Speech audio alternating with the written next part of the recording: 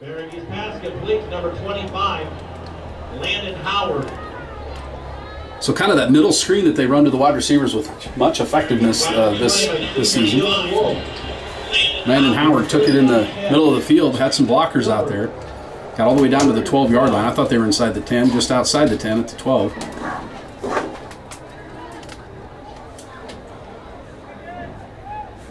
So Tigers have answered a long drive by Norwalk with one of their own. Berge's up under center. He'll turn, he's going to fake the handoff. Play action pass rolls to his right. He's going to throw it deep into the end zone over the head of closest receiver, which was Norwalk defensive back. Yikers. Berge took a lick after he got rid of the ball. Going to bring up 2nd and 10 from the 12-yard line.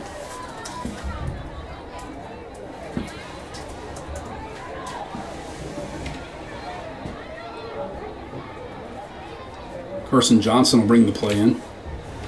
Brennan Ergenreiter will come in also. Berge's headed out to the sidelines. Doggone it.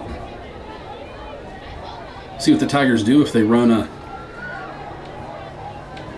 Wildcat. They're actually going to put Brennan Ergenreiter up under center as a backup quarterback. He'll take the snap. He's going to give it to the left side to VC. VC cuts back in. Breaks another block. Terrible camera work. I apologize, guys. I'm trying to watch the play, and maybe if I just watch it in the screen, Pat. They got to watch it. That was VZ over the left side. He's going to get 7 yards on 2nd down and bring up 3rd and 3. The Tigers get 1st down at the 2-yard line. 3:45 to go in the first quarter, no score. Norwalk had the opening kickoff. They went down and were inside the Tiger 20. The pass was tipped in the air and intercepted by Kenyon O'Brien. Now the Tigers have driven all the way back. Ergenreiter up under center. He's going to give it to Howard on the return. Howard's going over the left side, and I think he's going to dance in the end zone. He is. For a Tiger touchdown. Landon Howard on the carry for Gilbert. He goes in for so Howard on the reverse. Heather Kearns says she has it. That's good enough for me, Pat, if Heather Kearns. Yeah, you just need to post the live stream instead of the people that are going to the event aren't there. People that want to live stream are there. It's on. That's all we can do. Matt Koenig will not come in and attempt a point after touchdown. Berge back into hold. The snap was high, but Berge got it down, and the PAT is good. Thanks for all your work, Pat Starr, getting us on the air. PAT attempt is up and good. 3:28. Due to family obligations, I was a little late getting here. Then couldn't find a place to park. I'm just happy to be here, Pat. Hanging out with my good friend Pat Starr on a Friday night. There's a lot of people jealous of me. Wish they were me.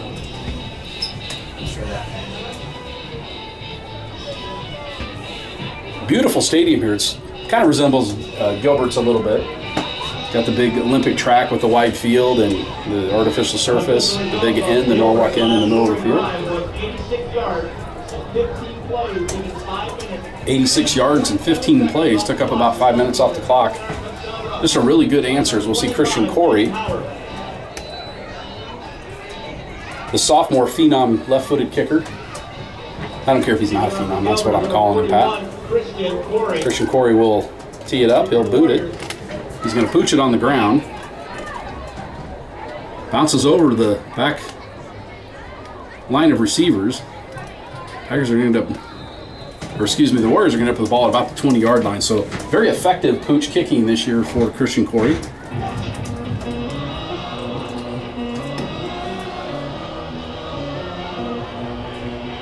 Thank you, Heather Kearns, for listening. I think Denise Franzen. Heather, if you've got her number, tell her that we are on the air. I'm kind of busy right now, or I'd do it. Warriors football. 1st and 10 at their own 20. So Max Sutcliffe, the senior quarterback, number 7, he's got about 2,000 yards of offense on the year, Pat. I was looking up about 20 touchdowns combined. He's a good quarterback. Dual threat. He's going to drop back to pass. Throws it out to about the 25. It's going to be caught. I didn't even think to grab a program. What program is? You have one? I haven't been on yet. What's that? I haven't been on That's yet. okay. That's all right. Might as well get it. I just show up and start bossing Pat around. That's all right. Yeah, I'll grab it right back. They might have some next, I don't know, in the gain of 6, 7 and 4. 3 wide receivers to the right. Now they'll send one in motion. Sutcliffe's going to pitch it out to the right. Tigers are in pursuit. That's going to be enough for a first down. They had a couple guys out there, but they're about a step behind the back. And I apologize if you're listening from Norwalk. I don't have your players' numbers in front of me. I barely made it for the kickoff. So first down for Norwalk, just right at the 36-yard line. It's 7-0 Tigers on a Landon Howard reverse. Now Sutcliffe's going to drop back to pass, throw it across the middle. It's going to be caught in traffic and then down for a gain of about 7. I'm going to guess statistically, Max Sutcliffe's going to be one of the best quarterbacks the Tigers have seen all year. He can run the ball and throw the ball. 11 touchdown passes, 10 interceptions, which he had another one here in the first quarter. So if there's a ray of hope for the Tigers, Tigers had another equipment violation. They're going to send Cole Steenhook back in the game. Sutcliffe will take the snap. He's just going to run it up the middle. Now juke right and left and run into a bevy of Tiger tacklers, but not until he gets about 10 yards and a first down for the Warriors. On the carry. Picks up around 8. First and 10 Warriors. That'll put Norwalk into Tiger territory. If you're listening out in Gildenhouse on the tackle.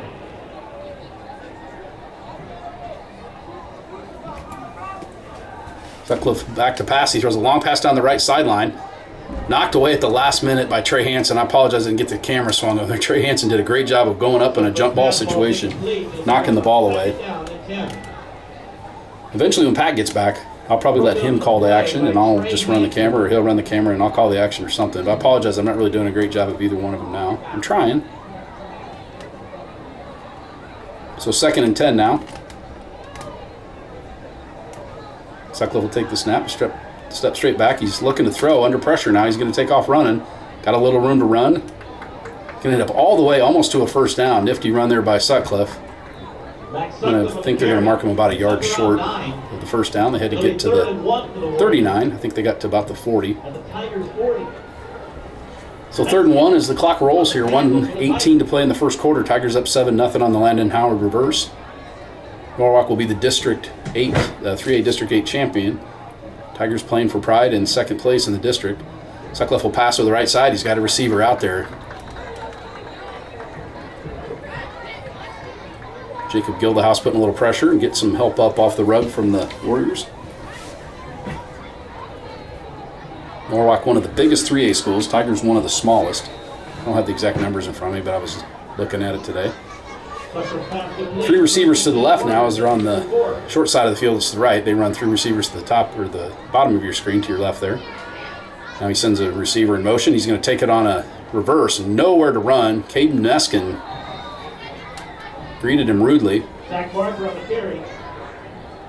So one of the advantages of coming in the wrong gate was I got to slap a lot of high fives with the Tigers as they were headed into the locker room before the kickoff, including Caden Neskin and a couple others. 2nd down and 13. And Trent Weigel wanted to chest bump me and head butt me with his helmet, but I wouldn't allow it because I got to get up here and do the broadcast. Trent Weigel would have knocked me out cold. 2nd and 13 now, ball at the 37. 25 seconds to play in the quarter. Sutcliffe across the middle. The ball's tipped. Kind of a dangerous pass there by Sutcliffe. He's the only one I know on that team, so if you're listening from Norwalk, I apologize. I don't have the roster in front of me. We're getting one. Pat Starr needed a little fresh air. He was our tech guy and got us on the air. I have no idea how he did it, but I'm just thankful for Pat Starr. I love him.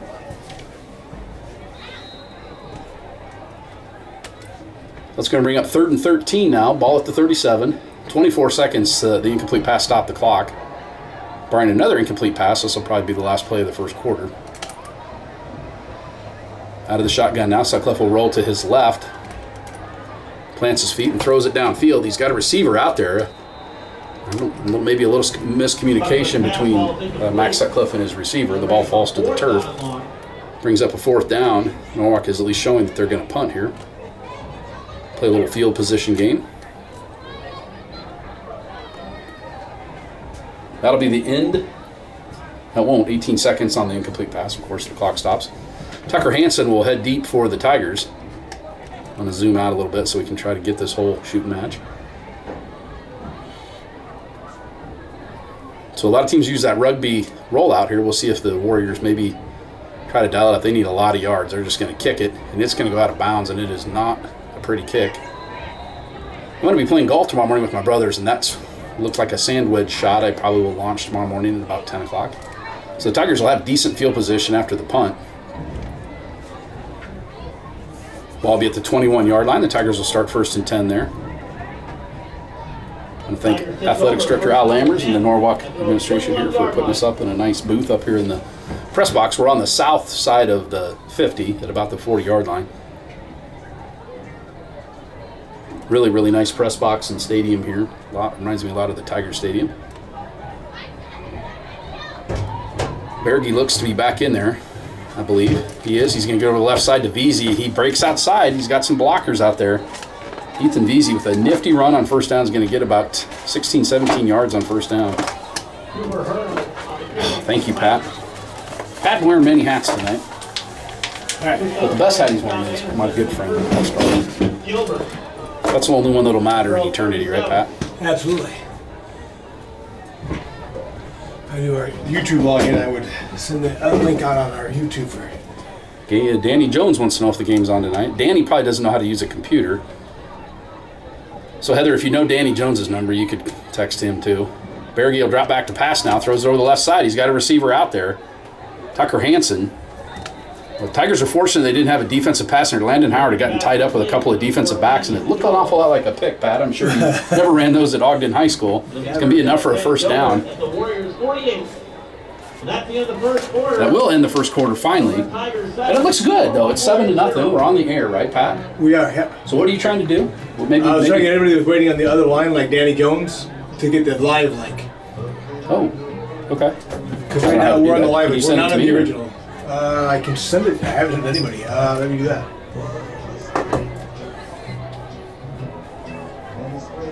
Yeah. Okay, Deb Gray is saying she was able to view the live stream link. Yes, that's what everybody has to use live stream. Somehow. Thanks for posting it. Whatever you did at work, because Deb Gray's on. Okay. We can update the scoreboard too. It's 7-0 Tigers. Okay. That's low priority. I've told everybody the score. You do what you got to do, Pat. Let me send this to me. I can find. Playing a little Sweet Caroline in the 1st quarter. That's kind of a 4th quarter song if you ask me, Pat. It is. You can't play it. You can't play it too early. Peak early if you play that song late, but I like the song no matter when they play it. So Tigers on offense now, and then the all-white uniforms with the black helmets here right in front of us. The turn will give to Veazey to the left, and he's going to cut back. Not a lot of room to sled underneath there, but Veazey made the best of it. It's going to get maybe 2 yards on 1st down. Howard on the carry. PA announcer said Howard, but that was Veazey. 85-25. He has the same problem I have quite a bit, Pat, and that is I can't see very well. So Berge dinged up on that last drive. We actually saw Brennan Ergenreiter was the quarterback when we scored the touchdown. He handed the ball to Howard on the reverse. So nice job of Brennan Ergenreiter coming off the bench. Plays tight end most of the time, and he stepped in there at quarterback. So 2 wide receivers left, 2 right. Veazey will stay in and actually take the ball in the draw play. He's going to go right, steps up. Good run by Ethan Veazey on 2nd down, Pat. Just a good job of following his blockers. He's as good at that as an old friend of mine, my nephew, Zach Becker. We used to see him do that, where he just kind of stutter step and wait for his blockers. And boy, the emergence of Ethan Veazey has changed this team because it's allowed us to move Tucker Hanson out wide, and I think that's probably a more natural position for him. And Veazey, in his own right, just a very good tailback. Mystery Man, I've never met him. I'm going to maybe go to the high school someday and introduce myself to him since I've called his name. 4 wide receiver set. They'll send Howard in motion. They'll fake it to him, give it to Veazey, but Norwalk did not bite on that. And I can't tell you what, I don't know if I'm going to be able to read the Norwalk numbers. They're really hard to see. Black uniforms with gold numbers, it's just difficult to see from up here. And I apologize if you're listening from Norwalk. I'm really not that bad. I used to go to church here in town, Fellowship Community Church. It's on the west side of town. I got a lot of friends in town. Cool. Had a couple of them that texted me today, want to know if I was coming down for the game. I said, yeah, I'm working. So at halftime, one of my friends may pop up up here. We'll probably just turn on the Norwalk marching band and let you watch them at halftime, and I'll say hi to my friend Troy. So Veazey will come back to punt. Kind of an exciting player. We've seen him run the ball here on the rugby rollout. Cale Eiley will go in motion. Veazey will roll out. He's going to kick this one away. Boy, it's a boomer. It's going to send the Norwalk receiver way back. See if it's kept in. I think it is. It was batted back in by Kenyon O'Brien. Fantastic play, Pat. I think that was O'Brien. Or was it Eiley? Eiley batted it back in. It's going to be down there. Okay. So Eiley headed into the end zone, bats the ball backwards, and it's going to be down inside the 5, probably at the 4-yard line. So nice play on special teams by sophomore phenom Cale Eiley.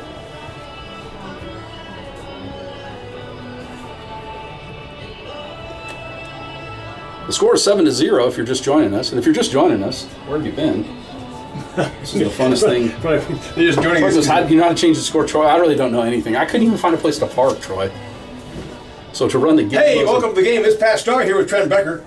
And I will jump in. Trent's turning me down because I'm too loud. But we'll get the score updated now. We're live. We're awake. We're in the wrong place. But hey, it all works.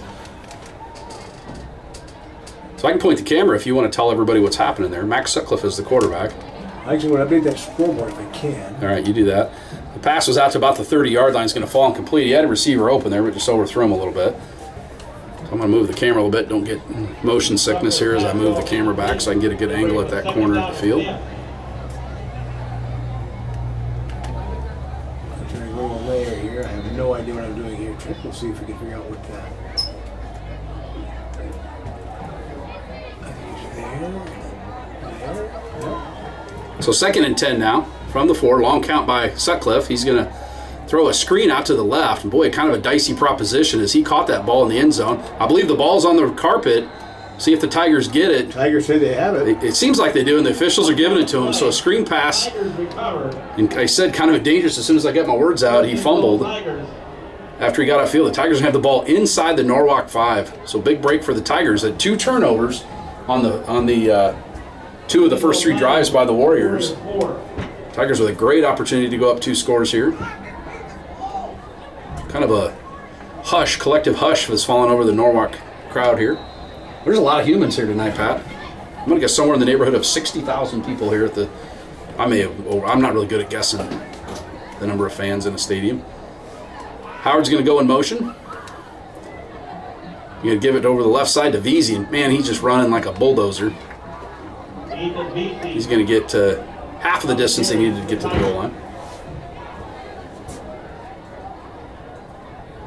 We got Troy Stout on there too. Troy, I'm going to send that to you. What's Heather saying here? Can I zoom out more? Okay. Sure, you can zoom out lower.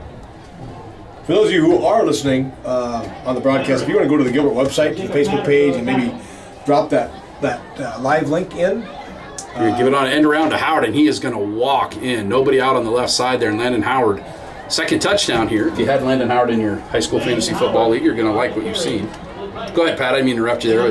Landon scored a touchdown. I wanted to... No, I said I was going to do my best job all year of describing things. Absolutely. I promised my adoring fans. Scott, how's that? I zoomed out a little bit. So keep us in. I'm going to grab the camera so Trent can keep on doing the play-by-play. So we're going to switch the situation here, switch sides here a little bit, see what we can do. That's no guarantee that it's going to get any better, but we'll try. Kaney gone for the extra point. The ball's down. The kick is not good. I'm going to just... It actually got through the corner. I don't know how to do that. I thought that was wide, right, and low, but... I'm playing golf tomorrow down at Boss Landon and with my 2 brothers and one of my besties. All right. And I was just describing that's kind of what one of my golf shots looks like. But it went through, so maybe like I hit a green. That's good. Pat Starr and I are going to swap. We're trying to get all tangled up here. Oops, I think we just unplugged something. Something just happened. No video chat. You can hear me, but I can't hear you. Okay, just bumped it on. We were still on. We couldn't hear each other, but you guys could hear. So 8:58 left in the 2nd quarter. It is Gilbert 14. Oh, now I got to change the score again, Trent. You can get it over there. Can you see that? I don't know. It's right over here. What's that? 14. Can you make it smaller? They said it's kind of big and taking up a lot of the screen. Can we drop that little? Pat Starr is going to try to do some little magic here. So we bought some new equipment this year. Oh, look at that. We'll put the scoreboard on top is what Scott on top? How about on top, Scott? You liking that? Not sure if you're seeing it a little smaller. Is it too small? Am I right? How's that look for the scoreboard? Chris Curran's complaining, not Heather. That makes way more sense now. Heather would not complain. I mean, that's just not even... So Christian Corey's going to kick it off here. He's going to bounce at about the 10 and kick away. So another effective kickoff. Well, he's got some room down on the outside. Cuts back in if he gets a block. Another cut back in. Nifty run back here. He's going to take it all the way. He's only got one guy to beat, and that's Aiden Carr. And I don't think Aiden's going to get it. He's not. No flags on the play. That's going to go the distance. The kickoff back for a touchdown. It was a good kickoff. Just a really, really good return by the Norwalk Warriors. The fans are into it now on their senior night. So it's 14-0 for a second. And now, with 8:43 left in the second quarter, we're up to 14-6. Your scroll should be here. Your scroll what? Yeah, okay, yeah. Oh, you're doing it that way. I put 7 on. You're just assuming that's okay. We can make the assumption. They're going to kick it here. There's a little +1 button, and I hit it one too many times. It's not that I can't count.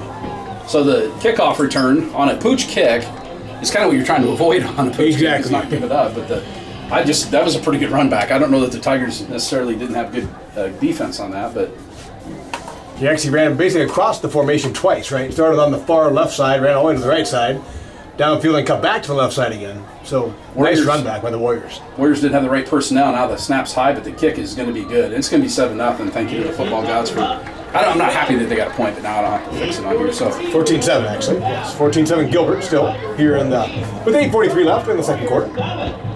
So keep talking to us on the texting. Hope we're doing okay. Is that scoreboard better? Everybody happy with the scoreboard? Do you think, Trent? Danny Jones has figured it out. He's up on the top of his barn with a couple of wires trying to get attached to free internet from McDonald's in Boone. Troy Stout said it looks good. He's okay with the way the scoreboard's at, so Troy says so. Yeah, thanks. I was just teasing you, Chris and Heather. I love you guys. I'm just trying to make the best of a bad situation here. And we just didn't quite, like the plane kind of had to go do a go-round before we took off. So we're launched now. My humble apologies. So Trent was online.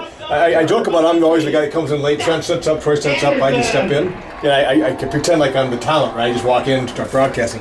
Today they actually asked me to do that, and I did a really poor job of it. It's some new, but we're on new equipment, and I'm kind of getting used to it, and I think I've got it figured out. Next time will be much better.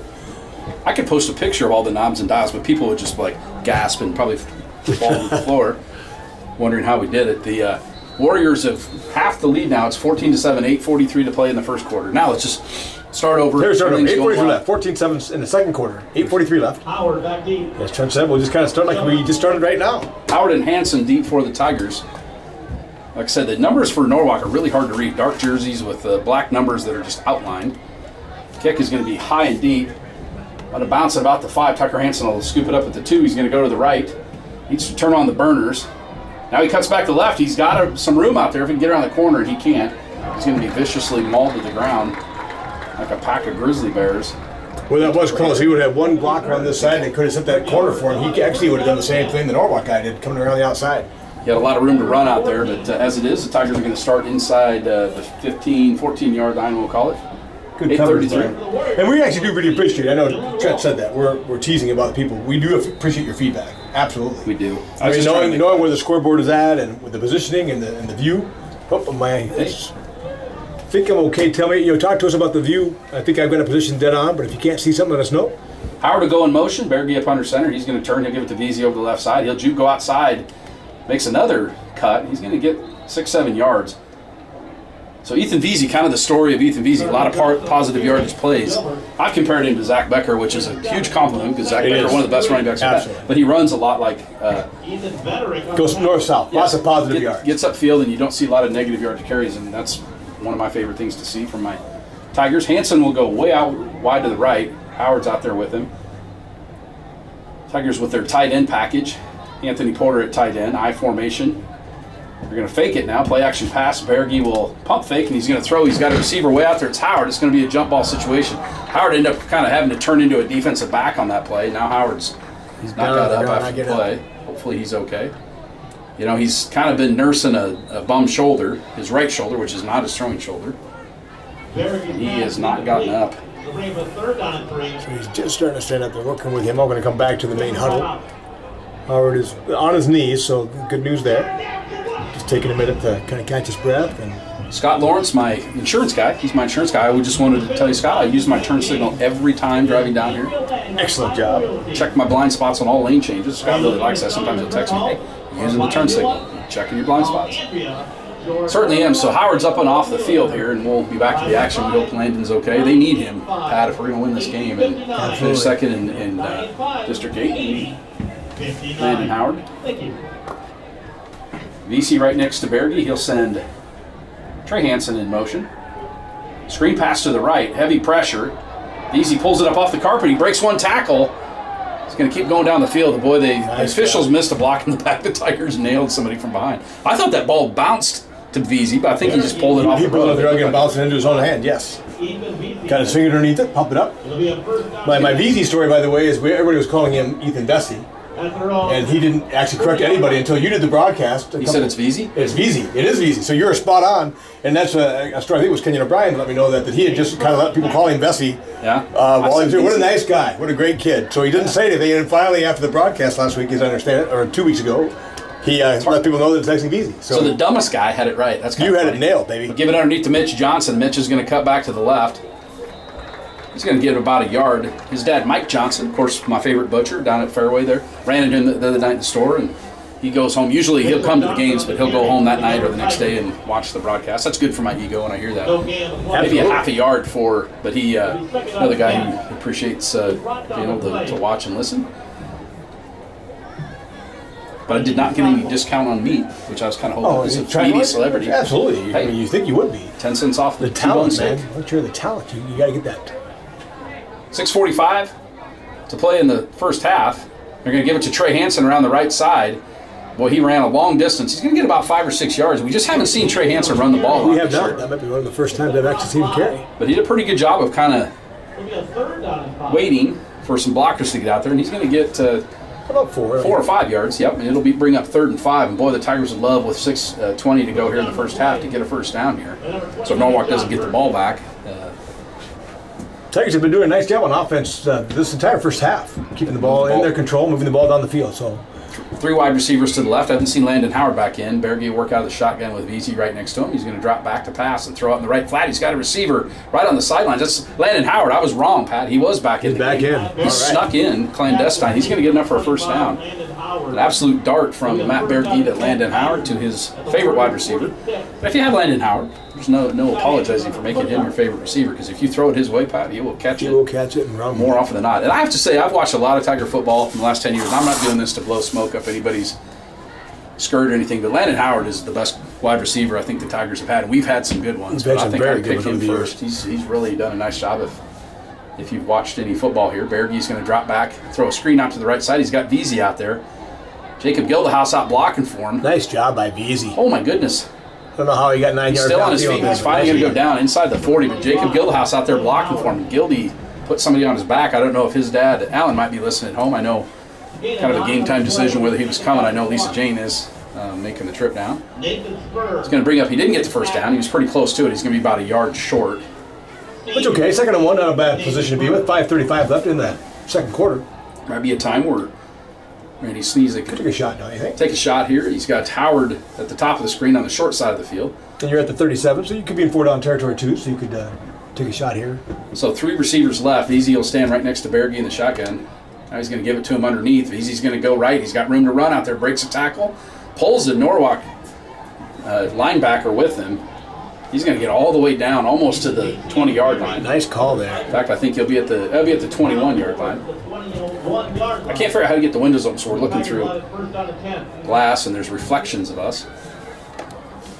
Do you think it would help if we shut the light off, Pat? Do you think that would help? That'd be fine. I pushed the... I'm okay with that. Oh, I can see way better. Okay, let's go with that. We'll work on the windows here. 4:55 left in the second quarter. Tigers driving. Ethan Newell come in motion. They're going to give it under VC again, and he is going to be not this time. Not this time. They were. He might have got back to the line of scrimmage, but I don't think he did. Scott Lawrence says zoom out a little bit. Zoom out. He said he thinks he can see more. Yeah. Okay. It's hard to tell. It's hard for us to tell this little screen, right? Yeah. So if you guys can see it better full, I'm okay with that, because that means I don't miss as much of the action. Brought on the play, the number 32. I'm still a little tight there. Looks like I should be backing up pretty quickly. We'll get this fixed here. So 4 wide receivers set now out of the shotgun with Ethan Veazey, who's gone the distance at tailback. Matt Berge, after getting dinged up, will come back in. He's going to throw a quick pass out to the right to Newell. Hit immediately. Very well defended there by Norwalk, and Newell was thrown to the turf. They're bringing up 3rd and long. He probably lost a yard on that play. Yeah, I got to admit, what I am seeing on the screen on the computer and what I'm seeing in the viewfinder are completely different. Because I've got a much smaller view, so I'm going to back it out some more. But I'll have to figure that out. Halftime, maybe I can do a little work to figure out why what we're showing on the air is not the same as we're seeing in the viewfinder. But so Tigers with probably in 4-down territory here. They're going to go 3rd and 12. Ball is at the 23-yard line. Clock rolling, 3:40 to go.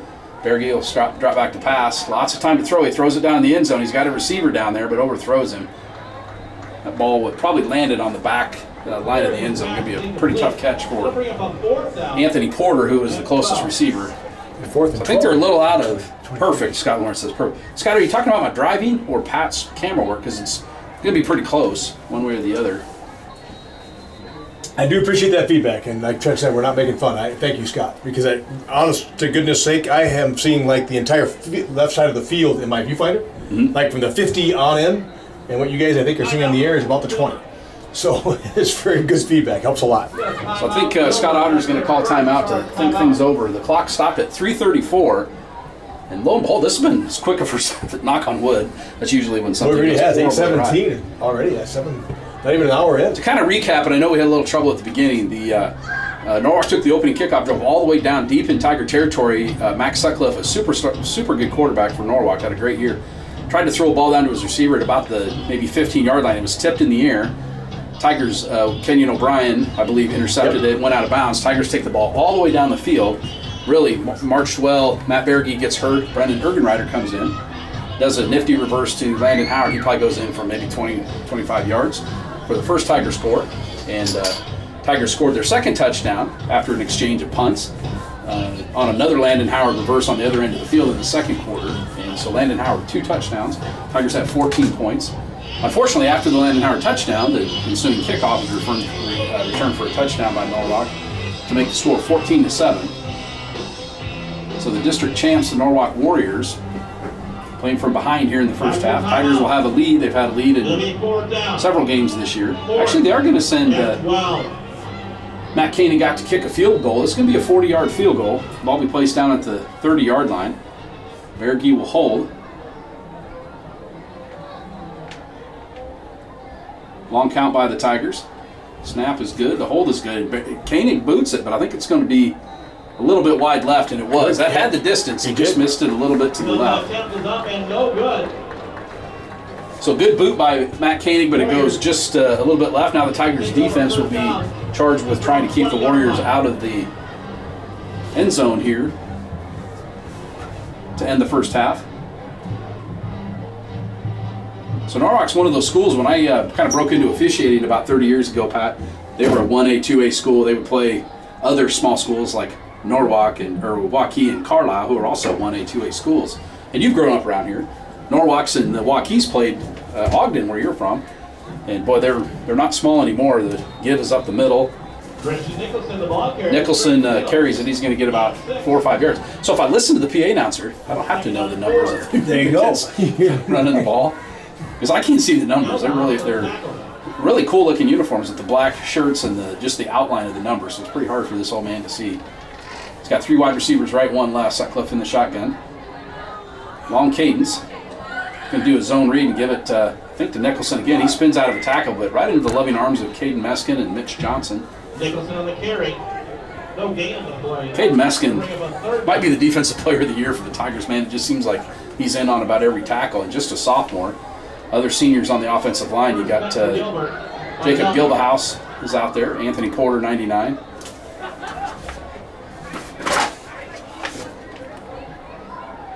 Ty German also on the field right now for the Tigers. 2:31 in the second quarter. Sutcliffe's looking to throw. He's going to go down the left sideline. He's got a receiver down there, but Trey Hansen was on good, had very good pass coverage there. Yes. But the ball was thrown in the only place where it could be caught, but it's going to go off the fingertips of the receiver for Norwalk out there. So the 3 and out for the Tigers after the missed field goal. 2:23 left. There's some time. They got 2 timeouts. They had to burn one before the. So Tucker Hansen will stand at about his own 40-yard line. We'll probably let you watch the Norwalk marching band at halftime just to keep our band fans. We don't really have anything planned for our halftime entertainment. Now Norwalk seems like a little confused. Now they send a runner in motion. Now he's going to kick it. Kind of a high, wobbly end-over-end kick. Hansen should get a return on this. Catches it about the 35.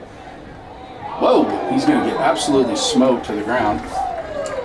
So a real high kick, and that was what prevented Tucker Hansen from getting a better return. The Tigers had the ball in decent field position with 2:15 to play here in the first half. First down and 10. So I was kind of finishing my story about Norwalk. Now they'll probably be 4A in the next go around for football, and really done well in sports. Their basketball team last winter, highly ranked. Football team this year is going to win the district and go to the playoffs. We'll have 3 wide receivers to the left. Berge looking to throw. He's going to pump fake. Now run. He's got a lot of pressure. He's going to throw it up to Tucker Hansen, and fantastic catch by Hansen right along the sideline. He goes up and gets 1 foot down right at midfield. Pass complete, number 6, Tucker Hansen. So we talked about earlier in the broadcast, Pat, getting Tucker Hansen out of wide receiver and out of the backfield has really helped the Tigers on offense, and that because of the emergence of Ethan Veazey at the tailback. So first down, the ball's right at midfield. 2:07 left in the second quarter. Clock stopped as Hansen went out of bounds. So Howard is at the top of the screen with Hansen. Berge's going to throw a wide receiver screen out there to Howard. He's got Hansen blocking for him. Howard's going to get 7 or 8 yards before he's pushed back. Forward progress will be down to about the 44. Clock's rolling under 2 minutes to play now in the first half. Bring up second and we'll call it 4 yards, 4.5 yards. Beautiful night for football. It was kind of a cool night last Friday night. Pretty chilly. I was out of town and actually watching my brother referee over in Traer, Iowa. It was kind of chilly. I didn't freeze, but it wasn't near as nice as tonight. It's probably 65 degrees. And a little bit of wind out of the north. Berge's up under center. He's going to fake it, roll right, look to throw. He's got a receiver out there. It's going to be intercepted, though. Well short of the intended receiver, who was Anthony Porter, and kind of ran a drag route. So now, kind of flip everything we just said. For Norwalk, they've got the ball with 1:23 and all 3 timeouts for them. Now just aimed down is what Scott said. Heavy on the passing team, so Max Sutcliffe, who's a very, like I said, he scored 2,000 yards on the season, scored 20 touchdowns between running and throwing, will come back out with a minute 23 and 3 timeouts, trying to get some points here. They trail the Tigers 14-7, as you see on your scoreboard. Sutcliffe has worked out of the shotgun the entire game. Now, Gilbert's going to call a timeout. Scott Otter's on the field. And I think he just saw something he didn't like out there. The Tigers didn't have the right defensive package that they wanted. Timeout on the play. Gilbert, that's their second charge. Scott Otter's rarely takes timeouts with him into the locker room, and he calls one there. I'm saying that with kind of tongue-in-cheek. I had a nice chat with Scott on the way in. I told you I got stuck. If you look at that concession stand, I got stuck on that side. I couldn't get across. Okay. And here comes Scott Otter. Hey. Chatting for a while. Yeah, Nick said it was actually destiny. I got to encourage some of the boys, including Brennan Durkin. I slapped a high five with him, and he handed it off to Landon Howard. Doesn't really get any statistical credit for that, but he ran the offense very well when he came in there. He did, just a few plays. We've seen Tanner Henningsen a few times with that, but we saw Brennan on that series. So the Tigers will come out of the timeout, try to stop the Warriors. Be nice to stay 14-7 here. It would. All possible. 4 wide receivers, 2 left, 2 right. Out of the shotgun of Sutcliffe, he'll look to throw. He's going to pump fake. He's under pursuit. He throws it downfield. He's got a receiver down there, but it's going to be caught at the 15-yard line. Well defended by Kenyon O'Brien. You can't really throw a ball any better than that, Kyle. Just over O'Brien's outstretched fingertips. Kenyon swatted at the ball and just didn't quite have enough length on his arms. So they'll move the chains and start the clock. It's at 1:16. Second 13. They're inside the 15-yard line, and from the looks of it, a good kicker. They're probably well within field goal range now. Sutcliffe's going to look to throw again. Got somebody down in the corner of the end zone and just... A little miscommunication, look like, maybe. Sutcliffe's pass ball is incomplete. It'll be second down and 10. I don't know if that was... So 11, Zach Marker, I think, was the receiver down there, number 11, Zach Marker. Yep, that's a good call, good call. So now 3 wide receivers to the top of your screen there, to the left. Tigers almost jump. Now Sutcliffe's just going to keep it and go up the middle. Face heavy traffic here. Kind of dicey. I'm sure they'll use a timeout here, maybe not. 57 seconds, counting. 53. I'm kind of interesting that they run it there and then not use one of their timeouts, but it's 3rd and 10. What I think of is they're trying to run it all the way down if at all possible. Because they can call a timeout now still, so they're just trying to make nothing left for Gilbert by the end here. But now he's going to call his timeout, so that's... And I'm not a football coach, but it just seemed like an odd sequence there. It did. Where they ran the ball, they didn't call a timeout, let about 15, 20 seconds run off the clock, then called the timeout with 5 seconds left on the play clock. But all I can think of, Trent, they didn't have confidence they're going to get the first down. And so it's 3rd and long. If you don't, then you leave Gilbert 40 seconds on the clock maybe. If you call your timeout, they can maybe score. So now it's like he's kind of running it down. I don't know. I agree with you. A very interesting series there. Hey, all I'm really sure of tonight is I have very good auto insurance and homeowners insurance. Thank you to Scott Lawrence. There it is. Kisses love. Danny Jones using aluminum foil and 9-iron. Coming in clear as a bell. So Danny Jones watched him teach shop this afternoon, and we had food day at the middle school.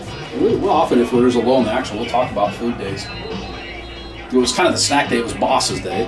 Are you a boss, or do you have bosses, or both? I have both, yeah. Both, yeah. Did they remember you there? They did not remember anything. It was fun.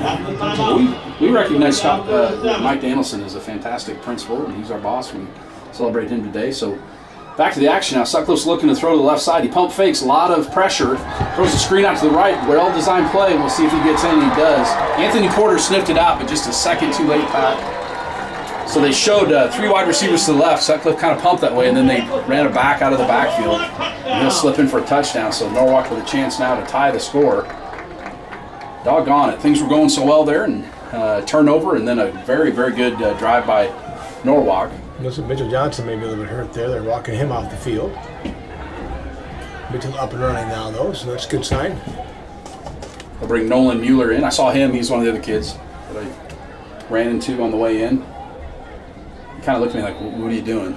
Because I was standing there with a kind of a bewildered look on my face, as I often do. So low snap. He's down and good. And extra point knuckleballs through. That one over the crossbar by about 18 inches. That's going to tie the score, 14-14, with 37 seconds to go. 32 seconds remaining. The Tigers were up 14-0. 14 unanswered points now by Norwalk. They've answered. And, this game was all tied here at the finale of the 2018 season. Season that saw the Tigers lose a really close game to Webster City, a team that's given them all kinds of fits through the years, and beat their inter-county rivals, the what do you call them? The Norsemen up north. They have another inter-story county rival. They're getting evaded tonight. They're on the Story North side. Tigers won that game, then lost consecutive non-district games to Boone and Greene County.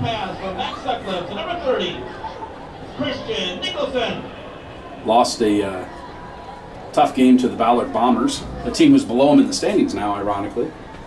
They've defeated Carlisle and Bondurant in district play and lost to Ballard and what's their other district loss? No, that's it. That's it. Just Ballard and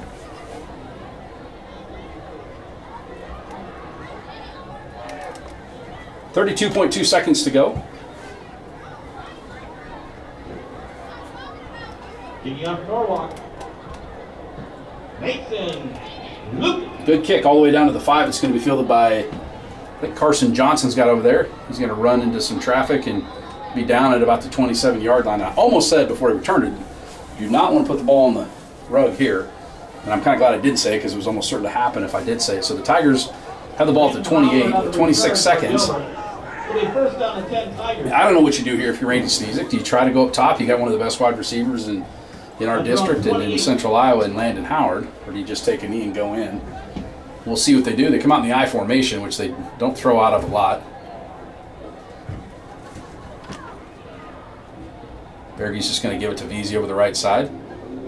Let Veazey pad his stats as we go in here, and they don't have to snap it again. The clock's at 20 seconds as Veazey picks up about 5 yards. Unless somebody calls a timeout, that's how we will end the first half, 14-14.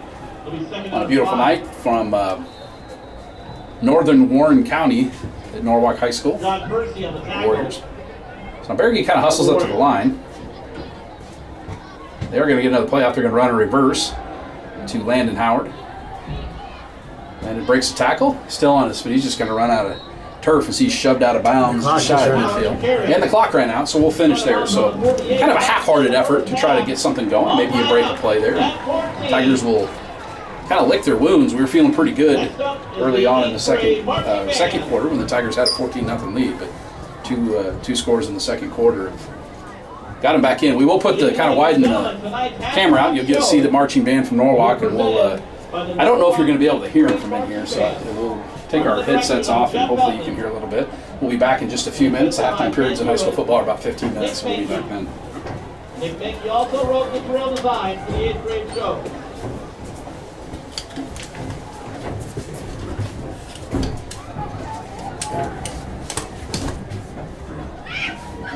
Ladies and gentlemen, the 8th grade band has been working hard on marching fundamentals such as at ease, attention, horns up, horns down, mark time, marching 8-5, grab walk, and glide step.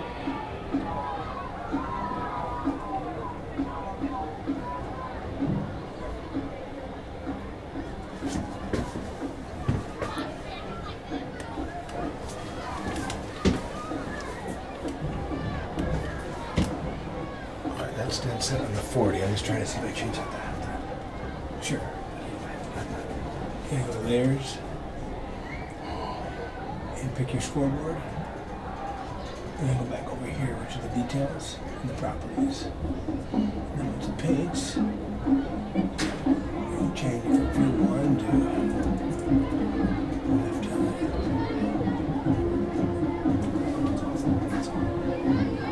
That should be on it. I guess so. This is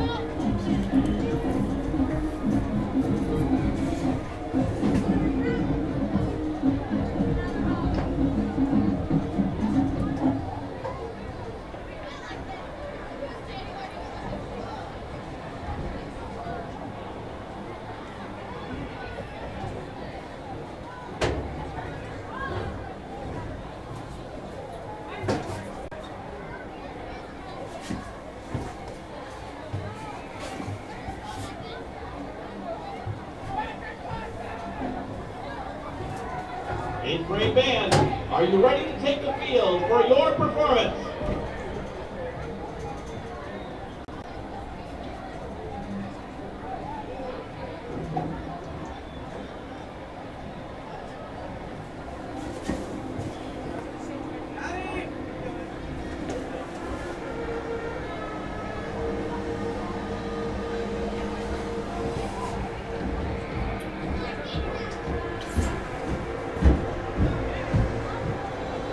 This year, the 8th grade marching band will be performing music by Chuck Mangione.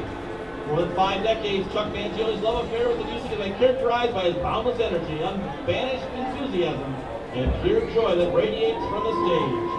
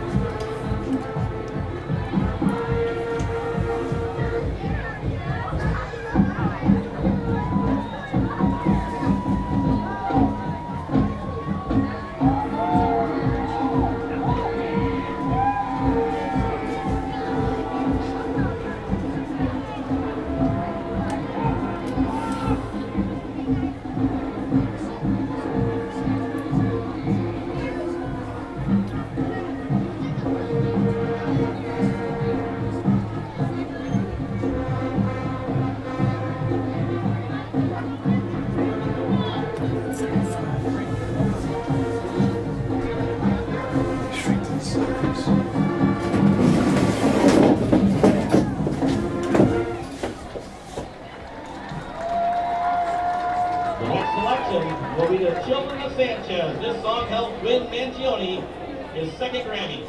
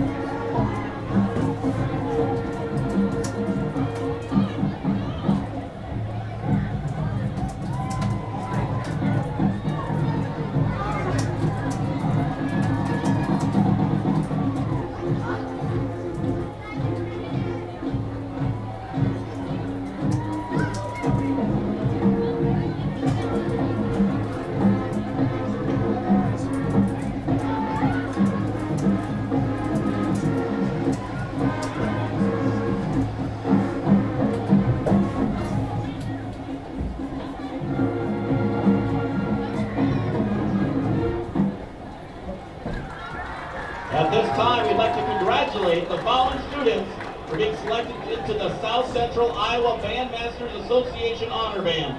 Rachel Miller on flute, Sierra Holland and Emma Erlmeyer on clarinet, Will Chase on alto sax, Will Parker and Jacob Ruber on trumpet, Trent Frederick on trombone, Haley Tracy and Chloe Martin on tuba.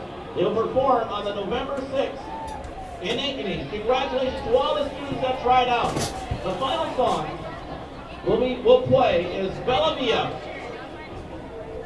It's about 10 yards smaller than what I've got on each end.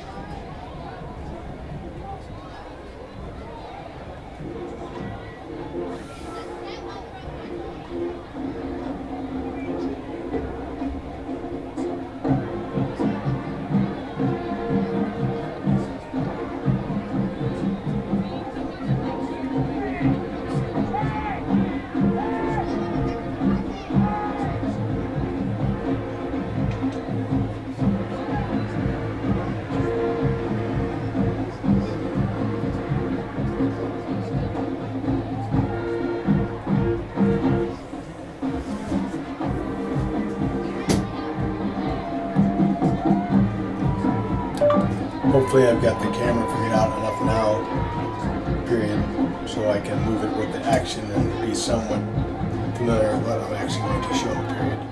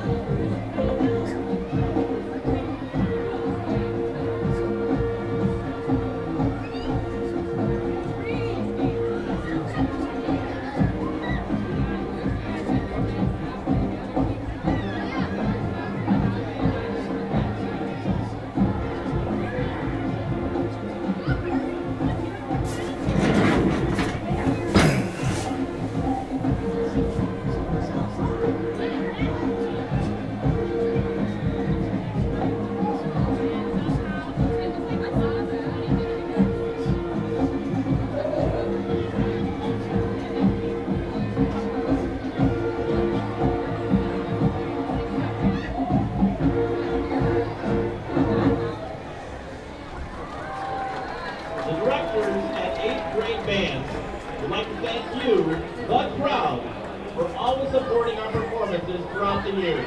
We truly appreciate it. And now it's time for the school song, Onward Norwalk.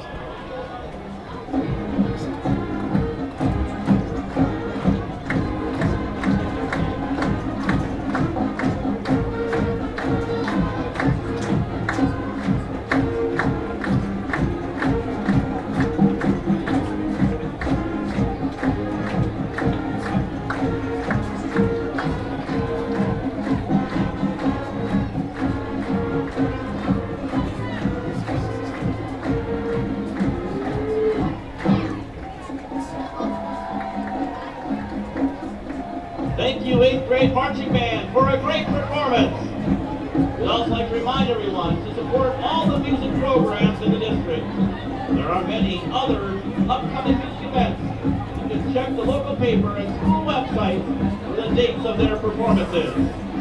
Please keep supporting all programs in our community. Thank you and have a good evening.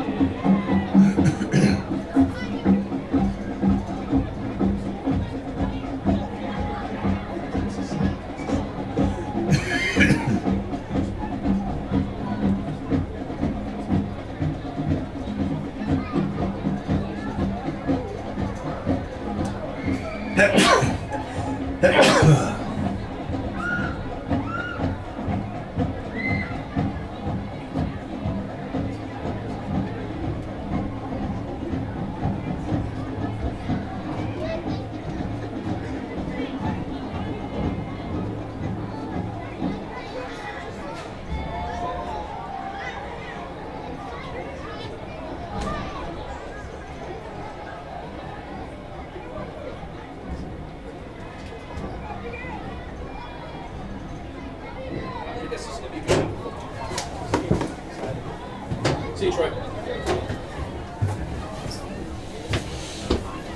It's one of my, that guy right there is one of my best friends when I went to church. Oh, is it? Yeah. Stunning halftime performance by the Norwalk Marching Band. You probably heard me say it. One of my old friends, I used to go to church here in Norwalk, and one of my dearest old friends came up to the press box to say hi. I'm surprised I didn't run into more people I knew when I came in. I was kind of worried about that. I'm trying to get to the press box. Hey, Trent, I haven't seen you forever. You know, Trent's kind of popular amongst the peeps. Absolutely. So, fantastic. If you got connected and got on, pretty good first half of football, Pat. I don't know if you have any analysis on that first half. It was kind of a, Tigers kind of controlled the first quarter, Norwalk kind of controlled the second quarter.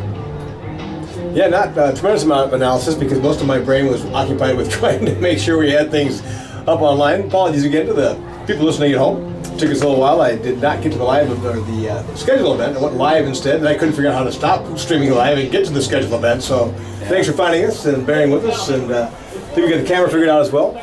I go with Trent. I think the kickoff return was a huge play. The Tigers really dominating Reedy for the first.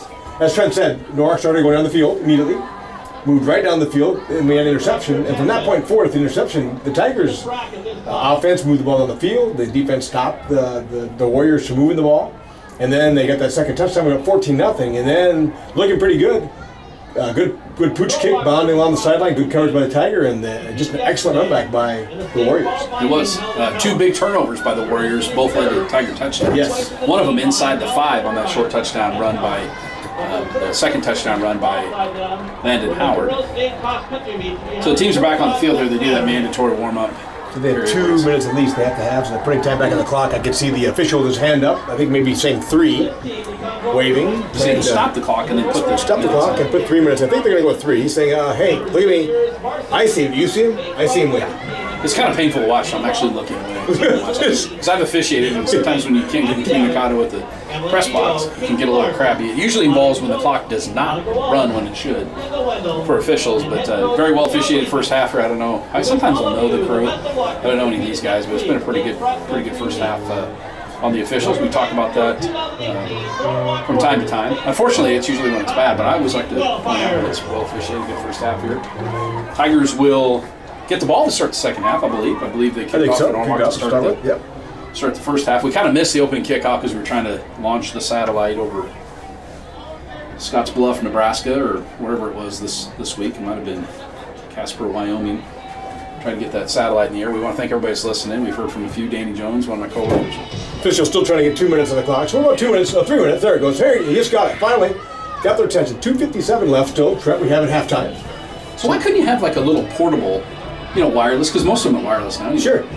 Just down on the sideline where the official on the side is standing. You just follow him down the field, and you know exactly when that clock. I've always wondered that in football why you would have to, actually have somebody. You got to do smoke signals and hand signals and sign language, and it's pretty hard to get those up there. But that's maybe one of my half-baked ideas that I'll work on during basketball season. Basketball, it doesn't matter because the score Right there beside you, absolutely. Pull them aside. We'll probably put some basketball games this. Absolutely, that's our hope and intention. This winter, I know Troy Stout has some intentions to do some games. I would too. And we did Carmen Wilson. We've done volleyball before, I think, and so we'll try to get the winter sports on the air. Wrestling. Tigers should have a very good wrestling team this year again. Absolutely, they should. I told you I'd really like to do the state cross-country broadcast, but I'm not exactly sure what we do there and where we set up. So well, let's talk about that. Boy, it was a good day for the Tigers down in Glenwood. Absolutely, wasn't it? If you know where Glenwood is, it's halfway between here and Denver, Colorado. It's way down south of the Council Bluffs, back in my stomping as far as you can go and not be in Nebraska. I played a little baseball and football in Glenwood, Iowa, and the Tigers, it's 180 miles. I Googled it. 180 miles, they chartered a bus, they took them down there. That's a long way. And my guess is it didn't really matter. They could have taken us to Denver, Colorado. To Denver, Colorado, and we still would have won. Just a great performance. Reese Tyler was the medalist, but they had great performance. 631 points, I think somebody said. I think it was 31 points total. A perfect score is 15. It was well done by Aaron Thomas and Troy Stout. Absolutely, phenomenal. Hats off to them. The girls finished 6th place with a lot of young runners, and Hannah Thatcher, I think, was the highest placing runner for the Tigers. I think she was like 17th, if I remember correctly. Bus 18 alumni. Yeah, took your kids home today on the bus. They were well behaved as always. Oh, thank you very much. Yeah, a little sorry for the late. I understood that no one's in a PR. They were hoping to. Got a little warm there yesterday, Trent. Mm-hmm. And for those of you who are runners, 40 to 50 degrees without a wind is a lovely time to run. Mm-hmm. But you get 65, 70 with the heavy wind, and it gets a little dragging on you. So, excellent season for the young ladies, as Trent said. They got a lot of people coming back next year. Laura Cummins does a phenomenal job of coaching them as well. Good coach. Talked to her today. Her and Aaron both together had both their ears. And I always try to do my best to compliment those guys on the job. They do a great job. Phenomenal. That's part of the reason we've had so much success is we have very, very good coaches. We do. It's just a popular sport in Gilbert right now, and you hear that when people say, "Oh, you're from Gilbert, man." They have great cross-country teams, and we got a lot of good athletes in a lot of sports. We do. Cross-country has really been kind of is consistently mainstay, I would say. Yeah, and so we good luck at state, which I believe will be next Saturday. I think so. Fort Dodge. Fort Dodge, yes it is. And I may try to go. I have next Saturday kind of one of those Saturdays where I'm going. If I don't go to the Iowa State, Texas Tech. Take my daughter up and go. I've never been to the state cross country meet in Fort Dodge, and like to do that to support our boys, Reese Tyler and the Powers boy. I'll probably miss one of them, so maybe I shouldn't say. The other kids, Tyler and Patel, and Nathan Patel, Griffin Ruba, another kid who's I've had on my school bus, and it's hard to believe those kids are just. I see them driving cars and they're winning meets. Isn't that something? Yes, they are. Yeah, so we love those guys and wish them well, and good luck to Aaron Thomas and Troy Stout. And cross country team, the Tigers will receive to the left. That's the north end zone. And you could argue, just going back to the football game, you're saying, Trent, this is kind of Gilbert's playoff game because Norwalk will win. The district 8, and so you'd love to see the Tigers. If they can beat them, they could basically say they beat the district champions. So that's the game here. There's always an angle here. So the Tigers won't make the playoffs. I don't think with the new RPI situation. Even if they were to beat Norwalk, there's enough teams in front of them on the RPI. Norwalk, if they didn't win the district, would be very close to not making the playoffs via this new RPI. I don't understand a lot about that, but I kind of went out today and looked at it, and they're going to finish at that below the 16, so the kickoff is going to be received by Hansen on the far side. He's going to go right and then left, cuts back. If he can get around the corner there, he's got a little room to run. He uses a stiff arm to get about up to I'm going to say the 25 or 23, and the Tigers will start on offense. So Tucker Hansen, the return was right, and Tucker just saw there's nothing out there, cuts it back to the left, and ran east-west, ran to the east a lot more than he did to the north and to the south, yes. So this football field, the high school is, and you probably can't see it very much, it's up to the northeast of where we're standing, and they've added on a huge new high school, and one of the nicest. You think our auditorium's nice, Pat. Theirs is really nice. Unbelievably nice. So I'll do my best to keep the camera in the right spot here. So handoff goes to VZ. VZ will spin out of a tackle, hurdle a guy. Ethan just runs the ball like you'd want your running back to run it. And we really enjoyed watching him play in this second half of the season. Pat, we need to change it from halftime to third quarter. Pat's our technical guy. Give you a moment here on the camera for those who are watching at home that I may lose the camera shot for just a second while we get the score and halftime set up better. I can do that if you want. Okay, I think we're good for now. So 2nd and 7 now. They're going to give it to Newell on the inside reverse, and he's going to bowl forward and get close to the first down. He's going to be probably 1.5 yards short of a good run by Newell. That play really didn't develop very well, but Newell made the best of it. And he's probably going to get 4 yards. That'll leave 1.5 yards, 2 yards for a first down. Tigers would really like to move the chains and get the ball down the field here. Keep Max Sutcliffe off the field. Max Sutcliffe is as good a quarterback as we've seen this year in the first half. I can make that. Now, statistically, I believe he is the best quarterback we faced all year. So Norwalk had 3 early season losses to Oskaloosa, Pella, and Indianola. And between those 3 teams, they've only got 4 losses all year. They're very, very good. Very tough team, yes. Very tough schedule, and they played 3 non-district games. Bergie's just going to take the snap and go around the left end. We haven't seen that a lot this year because Bergie's been dinged up a lot, but that's just a quarterback draw, and Bergie will get the first down. He goes over to the left side and gets 4 or 5 yards. Matt's a good athlete, and he knows what to do with the ball. Yeah, that was very nice. He knew where the first down marker was, just took and ran, didn't go to anything else, anything fancy, just got to the sideline, got out. Runs out of bounds at 10:27 to play in the third quarter. Tigers and the Warriors knotted at 14. Tigers scored the first 14, and the Warriors answered on a kickoff return and a long drive to tie it up at 14. Bergie's going to give it to Tucker. Excuse me, that's Kenyon O'Brien. Newell, isn't it? Newell, 14. I thought it was 4. Yep. Newell really involved in the offense a lot more here in the second half of the season. Play just didn't develop. Norwalk has made some adjustments. Those reverses have not produced the yardage that they did in the first half. He only gained 2 there, I think. So Tigers have 2nd and 8 here. 2nd and 8, balls at the 36-yard line. Beautiful night here in Norwalk. I stood outside and talked with a T-shirt on. It's a little cool, but not not bad at all though, for this time of year. Not bad at all for October 19th. Especially what it's supposed to be tomorrow, with what, high of 45 and 50-mile-per-hour winds or something. It's a good day to go play golf. That's what I'm going to go do. You're going to do a Bosch Landon.